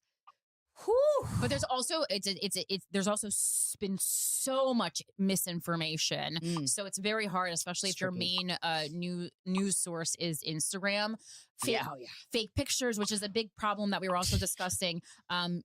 This is the first kind of time period that we're living in where a picture or a video doesn't make something so. And you should, I'm sure you're really familiar with that from Aliens too. Oh my God, there's so much fake shit out there. And then AI, you're like, Jesus Christ. Okay, I'm not going to believe it until I have multiple videos of the same thing. Yeah. That's it. Of different angles from different people's cell phones. That's clear.